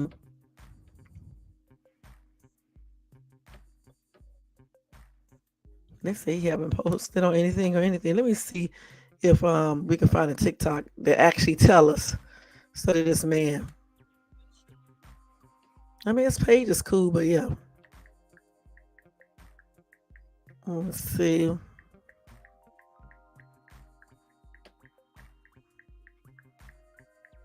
Let's see what they say, y'all. So this is why he's telling us right here. Let's listen. Let's see this. Oh, that's the same doo-doo. I don't want to hear him again. Let's see what the bodyguard said. Damn, they still saying the same thing. They got the same videos up here. was polished, proper. They keep on saying the same With thing. an air of elegance that contrasted with the usual brashness of the hip-hop world. I hope it's in here, y'all. We The just checking to photograph see. of Diddy with Farnsworth holding the umbrella became a cultural moment. Talk show hosts from Jay Leno to Regis and Kelly discussed it. I And think the so. image also found its way into major publications. In Farnsworth's words, that picture was the biggest marketing campaign that any unknown has ever launched. The relationship between Diddy and Farnsworth, at least in the public eye, That's was true, seen as an Iceman. intriguing partnership, elevating Farnsworth from a valet to a celebrity in his own right.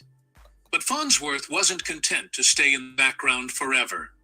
He used his newfound fame to branch out into other ventures, including writing a best-selling book, Advance Your Swagger, How to Use Manners, Confidence, and Style to Get Ahead, which further solidified his brand as a gentleman and an arbiter of style. He also made a significant mark on television, appearing on Diddy's MTV reality show, Making the Band. Here, Farnsworth's charm and unflappable demeanor That's not him. won I mean, over that's Diddy. audiences once again. His style and etiquette became part of his persona, distinguishing him from the more boisterous personalities of the show. Soon after, Farnsworth left his role as Diddy's personal assistant to pursue his own opportunities. He ventured into music, acting, True, and even Iceman. comedy, landing a project with Fox Broadcasting and a deal with Courvoisier, where he was named an ambassador of good taste. His influence extended beyond entertainment as well.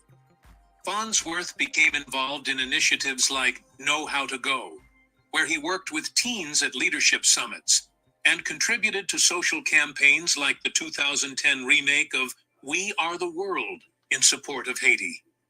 Despite all the ventures Farnsworth pursued after his time working for Diddy, the association between the two remained a topic of interest. Their relationship, while no longer that of employer and assistant, still fascinated the public. Cheers, And Iceman. Farnsworth's time as Diddy's right-hand man was often brought up in interviews and media discussions. However, in recent years, rumors surrounding Diddy's personal life and professional relationships have resurfaced. The most significant of these rumors came in the form of the lawsuit filed by Cassie Ventura, Diddy's ex-girlfriend, who brought forth serious allegations against the music mogul. She accused Diddy of so we already know what he accused. And other. So I didn't hear him say why Farnsworth left. I think he was just basically saying he left to pursue bigger things, but we know it's some other reason he probably left. Because I read before, I heard on another video that he was taking advantage of Farnsworth, okay, doing the most, treating him like a little, slave or something. So that's what I heard about that, okay? That's exactly what I heard. Let's see. This is a hot ass mess. I'm gonna get you. Yes, I'm gonna get you. I saw this picture of this buzzard. Hold on. I'm gonna look at this picture up close. I'm gonna get you.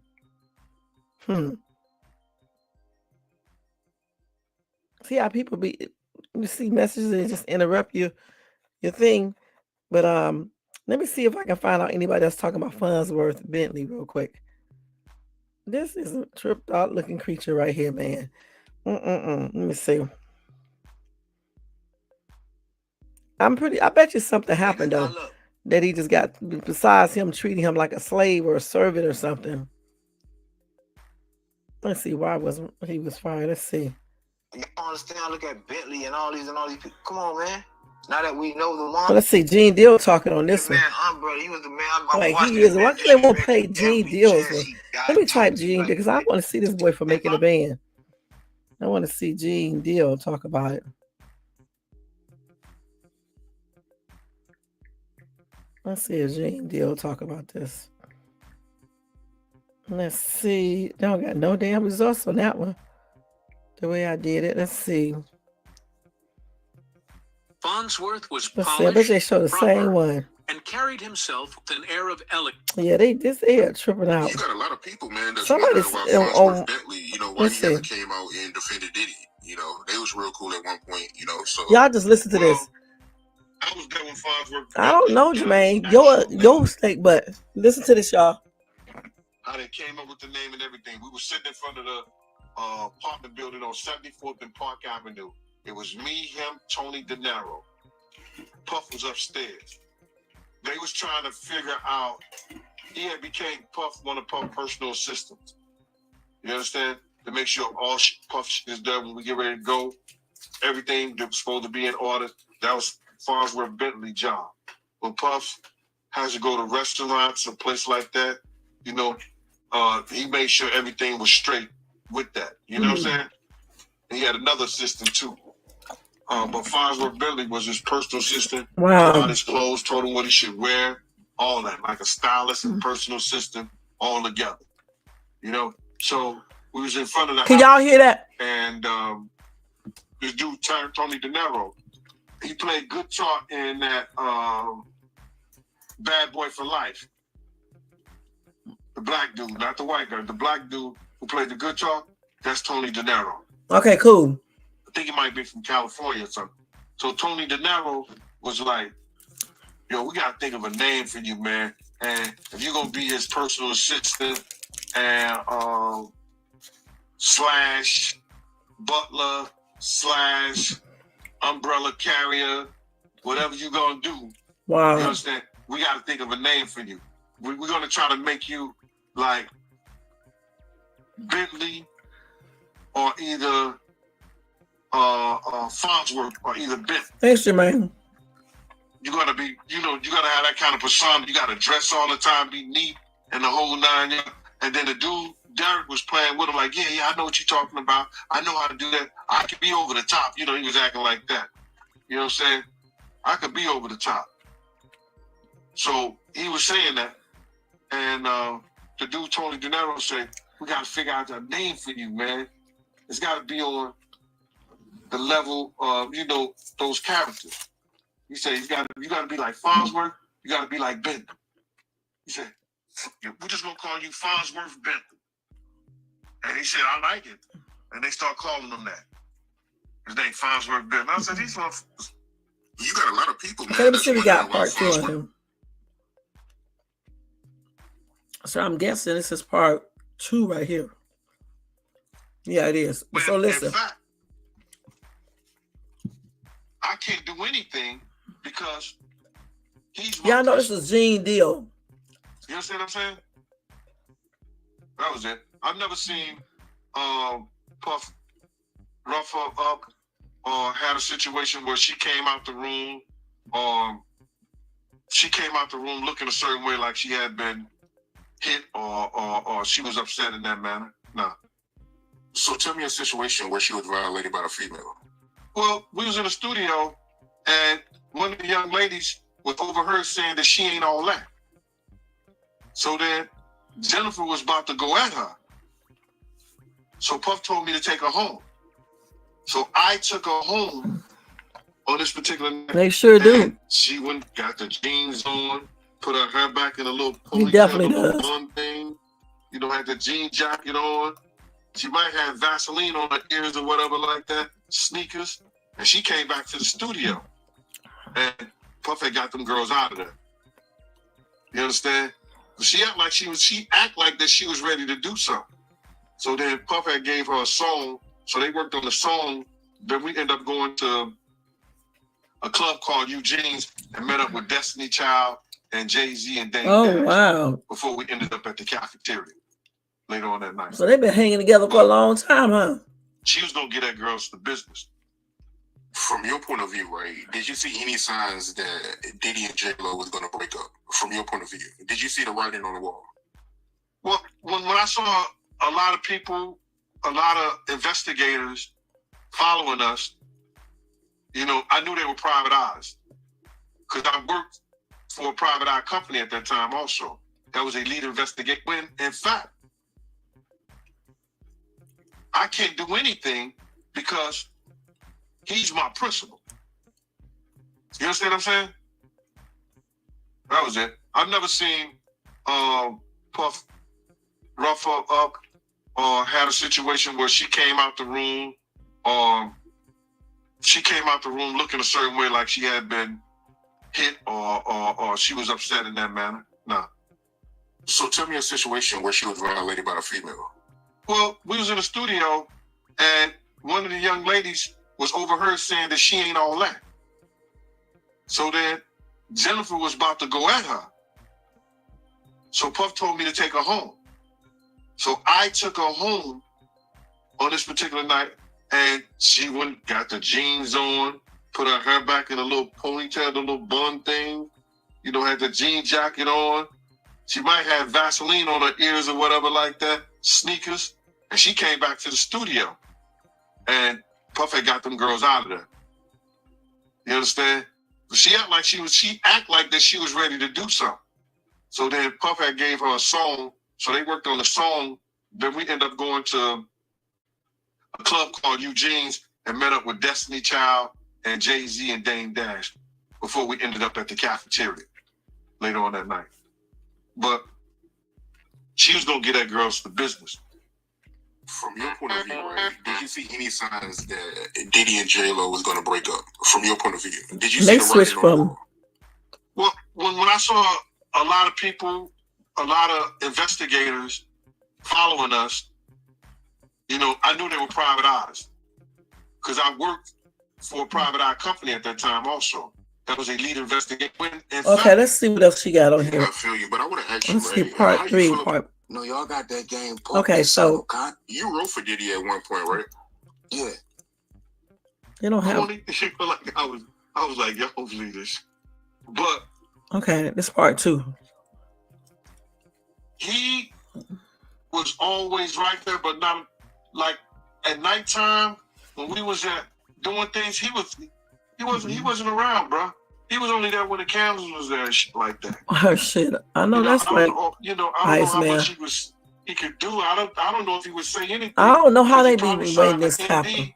A non-disclosure, and he don't want to say anything against Puff anyway because Puff got shit on him. And I ain't talking about no sexual shit. None of that shit. The nigga was stealing, bro. Who? Gene Deal was still. Not Gene. That's Gene Deal talking. Who was stealing? Bentley? I don't put that on sticky fingers. That nigga That nigga right there, bro. Don't lay nothing down around here. Farnsworth? You heard me? Don't lay nothing down around right there. Dog, Jennifer Lopez had these boots, they cost $5,000. I'm like, what kind of fucking boots cost $5,000? Now you gotta realize this is like in 2000, early 2000. These boots cost $5,000. And because she was gonna be out of the country or something like that, she didn't have them come to her house down in the village because she would have never got it because they'd be stealing her stuff down there at our apartment. So she had them come to Puff House. She wanted these boots so bad, she was mad. Well, you know, they looked through everything trying to find Jennifer boots. Because Puff had like Puff, people used to just give him shit and send him shit from everywhere. So he had this room, this mail room in his house with numbers just that he never even opened. But I don't know how Farnsworth Bentley found this shit. But we went over there to his house and we found a lot of Jennifer shit and everybody else's shit that belonged to Puff. I guess Puff had too much stuff in the room and he was just keeping them for it. And you seen this with your own eyes? That's crazy, man. My own eyes, bro. We went to his apartment. You don't even seem like that type of dude, yo, but damn. Security also went over there, man. They had that dude shit, bro. And that's why Puff had stopped messing with him. And then he goes get a show. Puff ain't say nothing. He went and got a show of how to be teaching thugs how to be a gentleman. I hope the first thing he taught them off was that, don't steal! Corny. Like I was like, yo, believe this. But he was always right there, but not like at nighttime when we was doing things, he wasn't around, bro. He was only there when the cameras was there and shit like that. You know, I don't know. Yep, you talking a lot. They get brave when Diddy go to jail. Because he probably signed the ND. Okay, so he just started back. Let me see if they got party 3. That's one. I don't see 3. So he said, if I'm not mistaken, did he say Farnsworth was stealing? If I'm not mistaken, that's what I thought I heard him say on this video. So that's the reason why they let him go. Why Puff got rid of him, because he allegedly was stealing from Puff. I don't believe that. I believe something else happened. Okay, I do not believe that. So he was stealing. That's it. So you mean to tell me, did he let him go because of that? He's been working with him for the longest. So I think it's, like I said, I think it's more to that story. I forgot I ain't got my damn headphones on. I hope y'all heard me. I think it's more to that story and stuff than what Gene Deal is letting know it. I definitely do. Let's see. You know, why he came out and defended Diddy. You know, it was real cool at one point. Let's see if anybody else can talk about it. Hold on. I'm gonna tell you, I just watched a video last night that said why Farnsworth Bentley was fired over from theft. police service. Theft for J-Lo shoes. They said that he was a thief. They said that Farnsworth, and this is a legend before niggas come from. They said that Farnsworth Bentley was a kleptomaniac. And they said that Diddy was looking for stuff everywhere. He was stealing it. And they said that J-Lo had bought these boots, these knee-high boots. This is a legend. I saw this last night. Bought these knee-high boots. It was Gene Deal that said it. All right. Gene Deal said he said a lot. $5,000 boots hadn't shipped in, and nobody could find the boots. They was like, where the boots? They looked everywhere for the boots. They went and decided, like, we got to find out what's going on with this dude. They went to his house. He had mad of their stuff in his house. I don't know why. Do y'all believe that? This dude just take. He could have did this, but I just think it's more. I think it's more to the story. Somebody said, what if Diddy was making plays on him and Fonz wasn't down with it and left? Then Diddy and his crew ruined his name by calling him a thief. And like I said, I don't believe that he did that. I believe he had some type of disagreement with him over his music or something like that.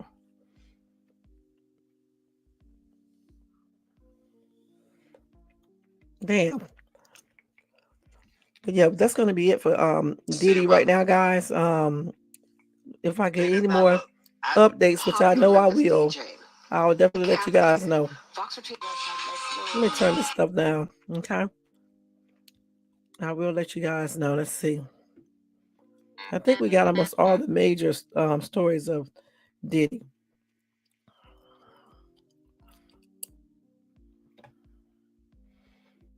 Let's see. Okay, let me, because we can't stay on Diddy all night. Let's see. Trump.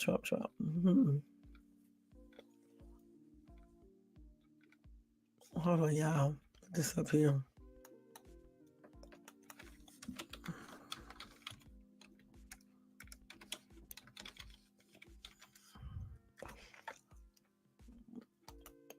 Okay, so Trump, y'all, they said former President Donald Trump proposed making America great again by taking the country back to a time when slavery was illegal and women couldn't vote. So during a Monday rally in Greenville, North Carolina, the former president talked about his plans to conduct mass deportation if reelected. He said if Kamala gets 4 more years, you would not have a country left. Immediately upon taking the oath of office, he said, I will launch the largest deportation program in American history. He said, I will rescue every town across America that has been invaded and conquered, and we will put these vicious and bloodthirsty criminals in jail or kick them to hell out of this country back to where they came from. He continued. Trump also said he would make a new law, the Alien Enemies Act of 1978, to speed up deportations. Then Trump said, think of that, 1798. That's when we had real politicians that said, we're not going to play games.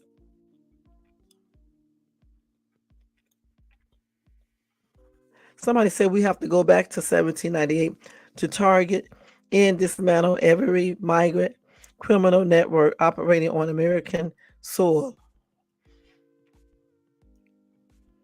Okay, so that's it for that one too, guys. Okay, and again, if I get any more updates on Diddy or Trump, I'll let you guys know. Okay.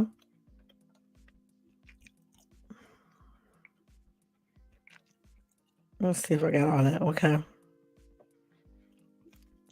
Okay. So let's talk about, we're going to wrap this up with Javion, then we're going to get out of here. We've been on here for an hour, 46 minutes. So let's see if we can talk about him really briefly, and then get ready to get out of here, okay? Let's put this thing up here. Yeah, they sure are.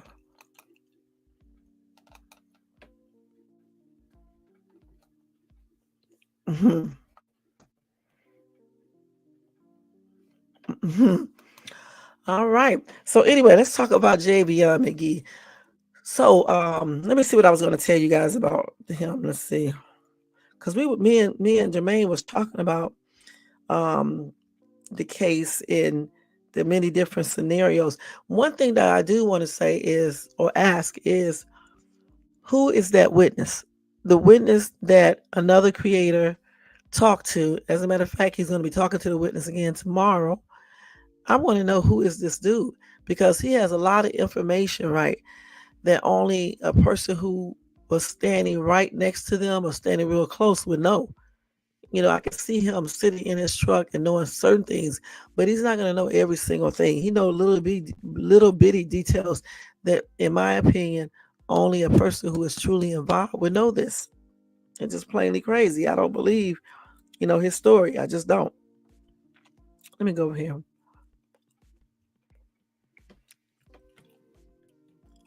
Let me see what this is right here. Hold on, y'all.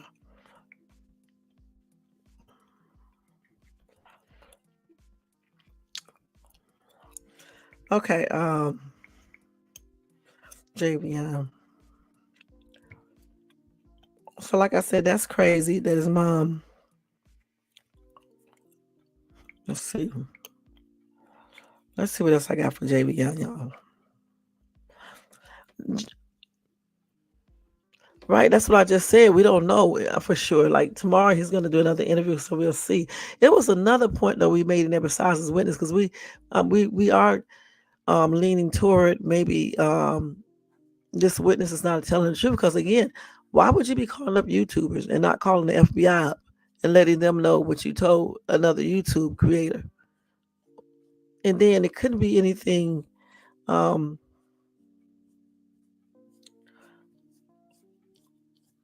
and the thing about as far as with him, the witness, he just cannot be close enough, like he, to know everything that he knows. He just couldn't be. He can't. What I'm trying to say is he can't be in his truck and know these things that he know. He said. I remember when he said that Javion said, "I want to call my mama." If you're in a truck and somebody's saying that, unless they talking really really loud, you're not going to be able to hear them point blank. And just say, even by some miracle, he was. Say he could, hear that. But what about all the other stuff that this witness told? And then why did he take so long to respond back to that content creator? Why? Then all of a sudden, yesterday or the day before yesterday, he calls him out of the blue to talk about everything. It doesn't even make any sense. What else did we question, Jermaine? There was something else, but I'm getting tired now, so I don't forgot what it is. Let's see, what else did we cover?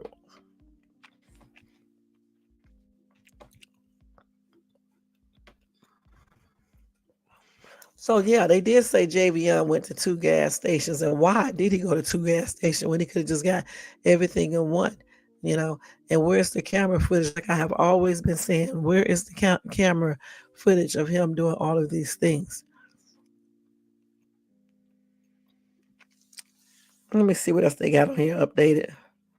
And then the other content creator talked to the sheriff again too, and this time the sheriff, he still didn't really give out no real, no real evidence, in my opinion. And they claimed that he was shaking and stuff, and doing the most. I don't know, because I was watching that. Y'all, what the heck am I talking about? What am I talking about, y'all? You can tell when I get tired, man. This is crazy. So who was I talking about? Jermaine. Goodness. You said you got some rocket juice flour. What is that?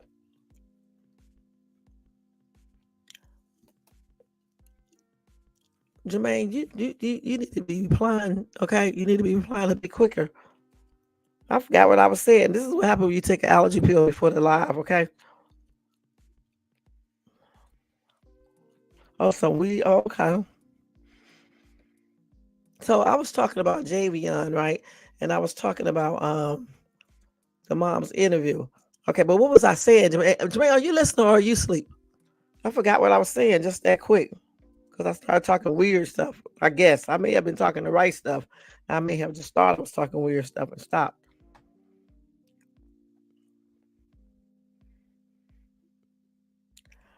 I'm trying to think what I was saying, but anyway,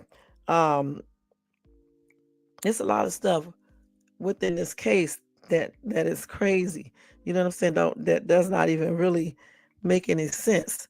You say you don't know. I bet you don't, and stuff, because you probably sleep. But yeah, it's a lot of stuff that just does not make sense. And the way they did this whole case, the way they're doing is kind of sloppy, but that could be done intentionally to throw everybody off. You know what I'm saying? And make people, think something else, when in reality, what we think is what really happened to him. Now, everybody got different scenarios about it, but mine stays the same. I really do think when he went to that gate, he was trying to get his trailer. Now, granted, some people could have beat him up after that and then called the police when he was back there in the back, not in the back, but back there in the wooded area. And then the police could have picked them up there and stuff. So, like I said, it's a lot of stuff with this case that's so shaky. The mom's interview, the dad's interview, all of it just very, very strange. The whole thing is strange as heck, how they are not the police is not really supplying them with things that they should be supplying them with and letting them know certain things either, So I don't know what's going on with that. Why y'all over here laughing? Y'all laughing at me or y'all laughing at Iceman? Anything that I missed about Javion, Jermaine?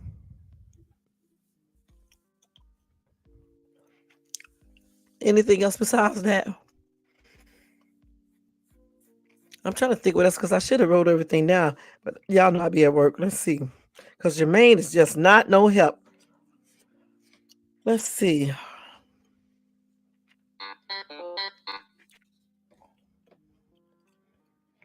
Hold on for 1 second, y'all. Let me look and see real quick.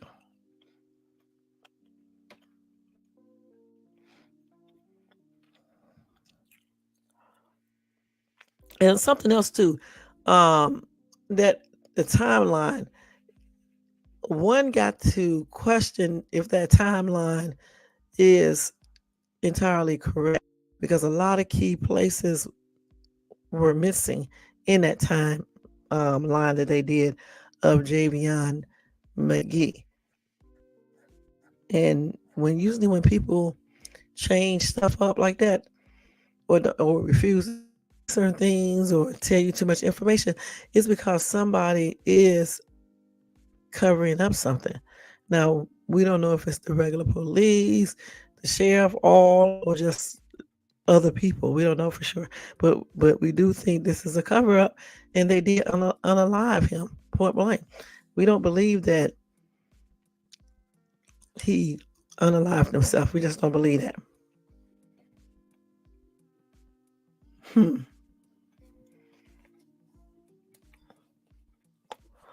So as far as Javion, I don't really have any other updates on him. Because honestly, guys, they do not, and when I repeat, they do not talk about him at all. They don't give you no updates or anything. So I don't know if the FBI or the SBI is looking into this case and that's why nobody's saying anything, or they're just trying to cover their tracks so they can get away with it and hope that nobody else, eventually people will stop talking about him.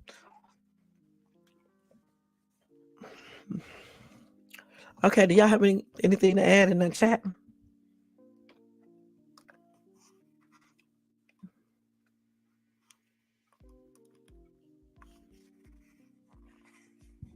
Okay, if y'all don't have nothing to add, we're gonna stop with this.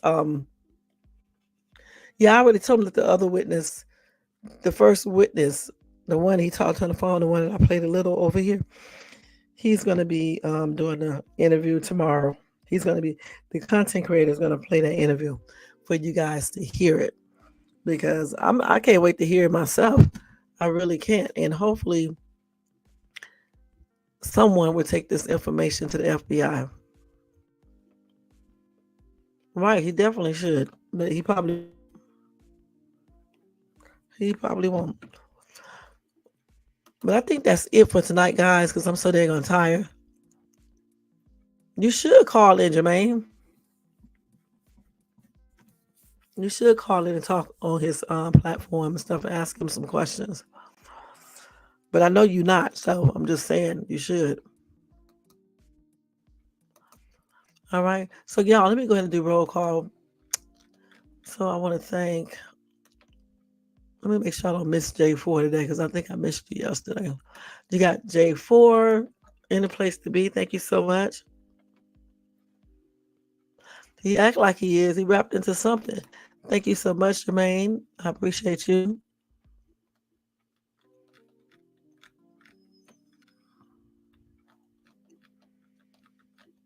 Let's see.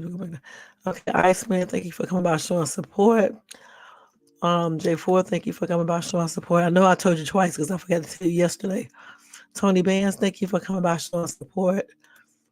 And then KMB, thank you so much for coming by showing support as well. I think I got everybody, if I'm not mistaken. I think I got everybody. What is he doing? Iceman.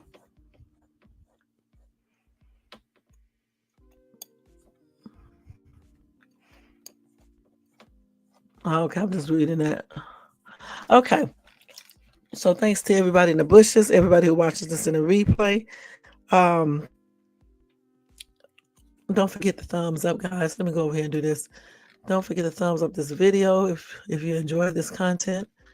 Also, subscribe to the channel if you're not subscribed. And hit that bell notification so you can be notified of any upcoming videos. And share and comment. Thank you so much. And don't forget, if you want to show additional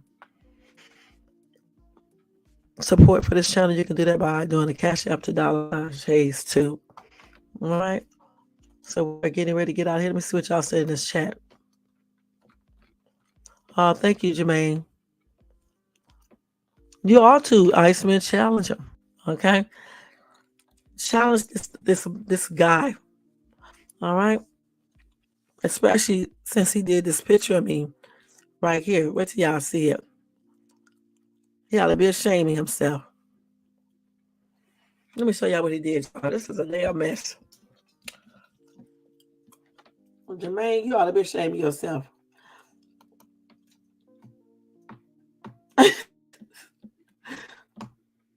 Y'all see this? That's what it be called, a buzzard. An old buzzard. Jermaine, you ought to be ashamed of your stank self. Dude, you ought to be ashamed of yourself. Oh my gosh. But yeah, you need to be pimp smacked through the screen. So now you charge an additional $200.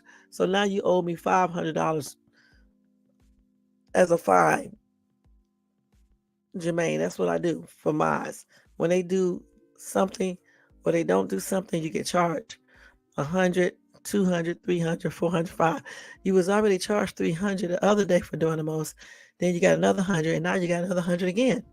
I want my money, dude. Then I'm gonna have to do something to you. You know what I'm saying? And it's not gonna be something fun either. I want my money, dude. You right. That's true, Iceman. Yeah. Yeah, he calls me y'all silly. Yeah, that's what he said. He calls me a buzzard all the time. A buzzard. Mm-hmm. An old buzzard. That's what he says all the time.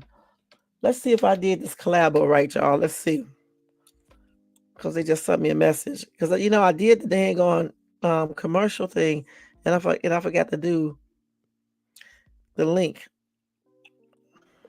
I already did this. So this is a different one right here.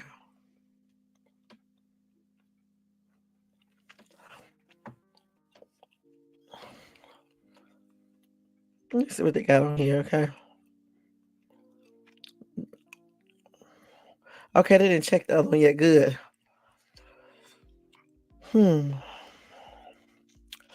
All right, so we are getting ready to get out here. I want to check something real quick. Again, thank you guys for coming by, showing support. Thanks to everybody in the bushes, everybody who watches this in the replay, y'all. And you say you sending it to Buzzard Banking and Trust. I'm going to slap the crap out of you, okay? You send it to my Cash App, $Shades too. You need to whoop his little butt, Iceman. Give his little butt a beat down. That's what he needs. You need to whoop his butt for real because he be talking too much, Iceman. Gosh. He like a crackling hen. All in the time. A crackling hen.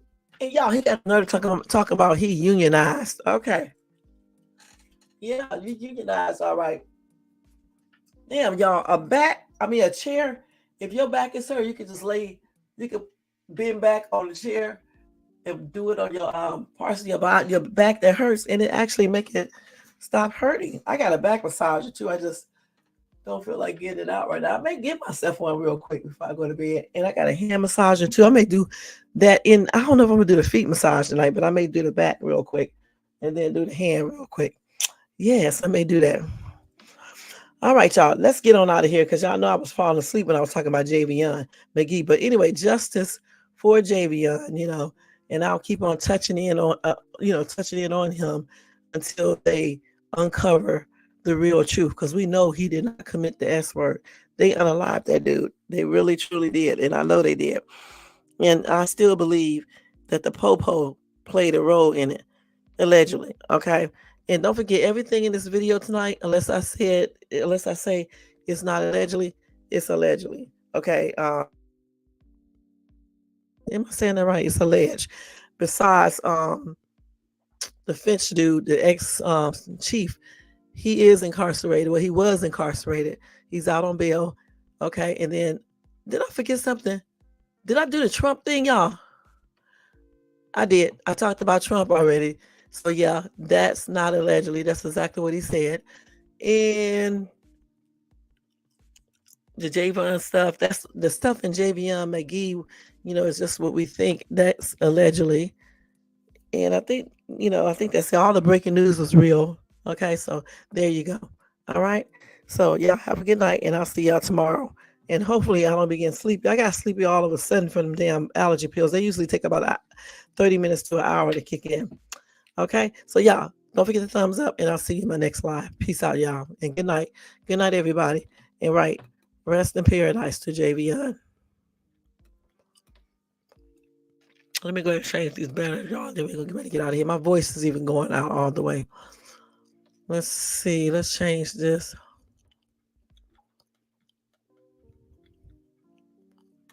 All right, there you go. Let me go ahead and do this. Good night, y'all.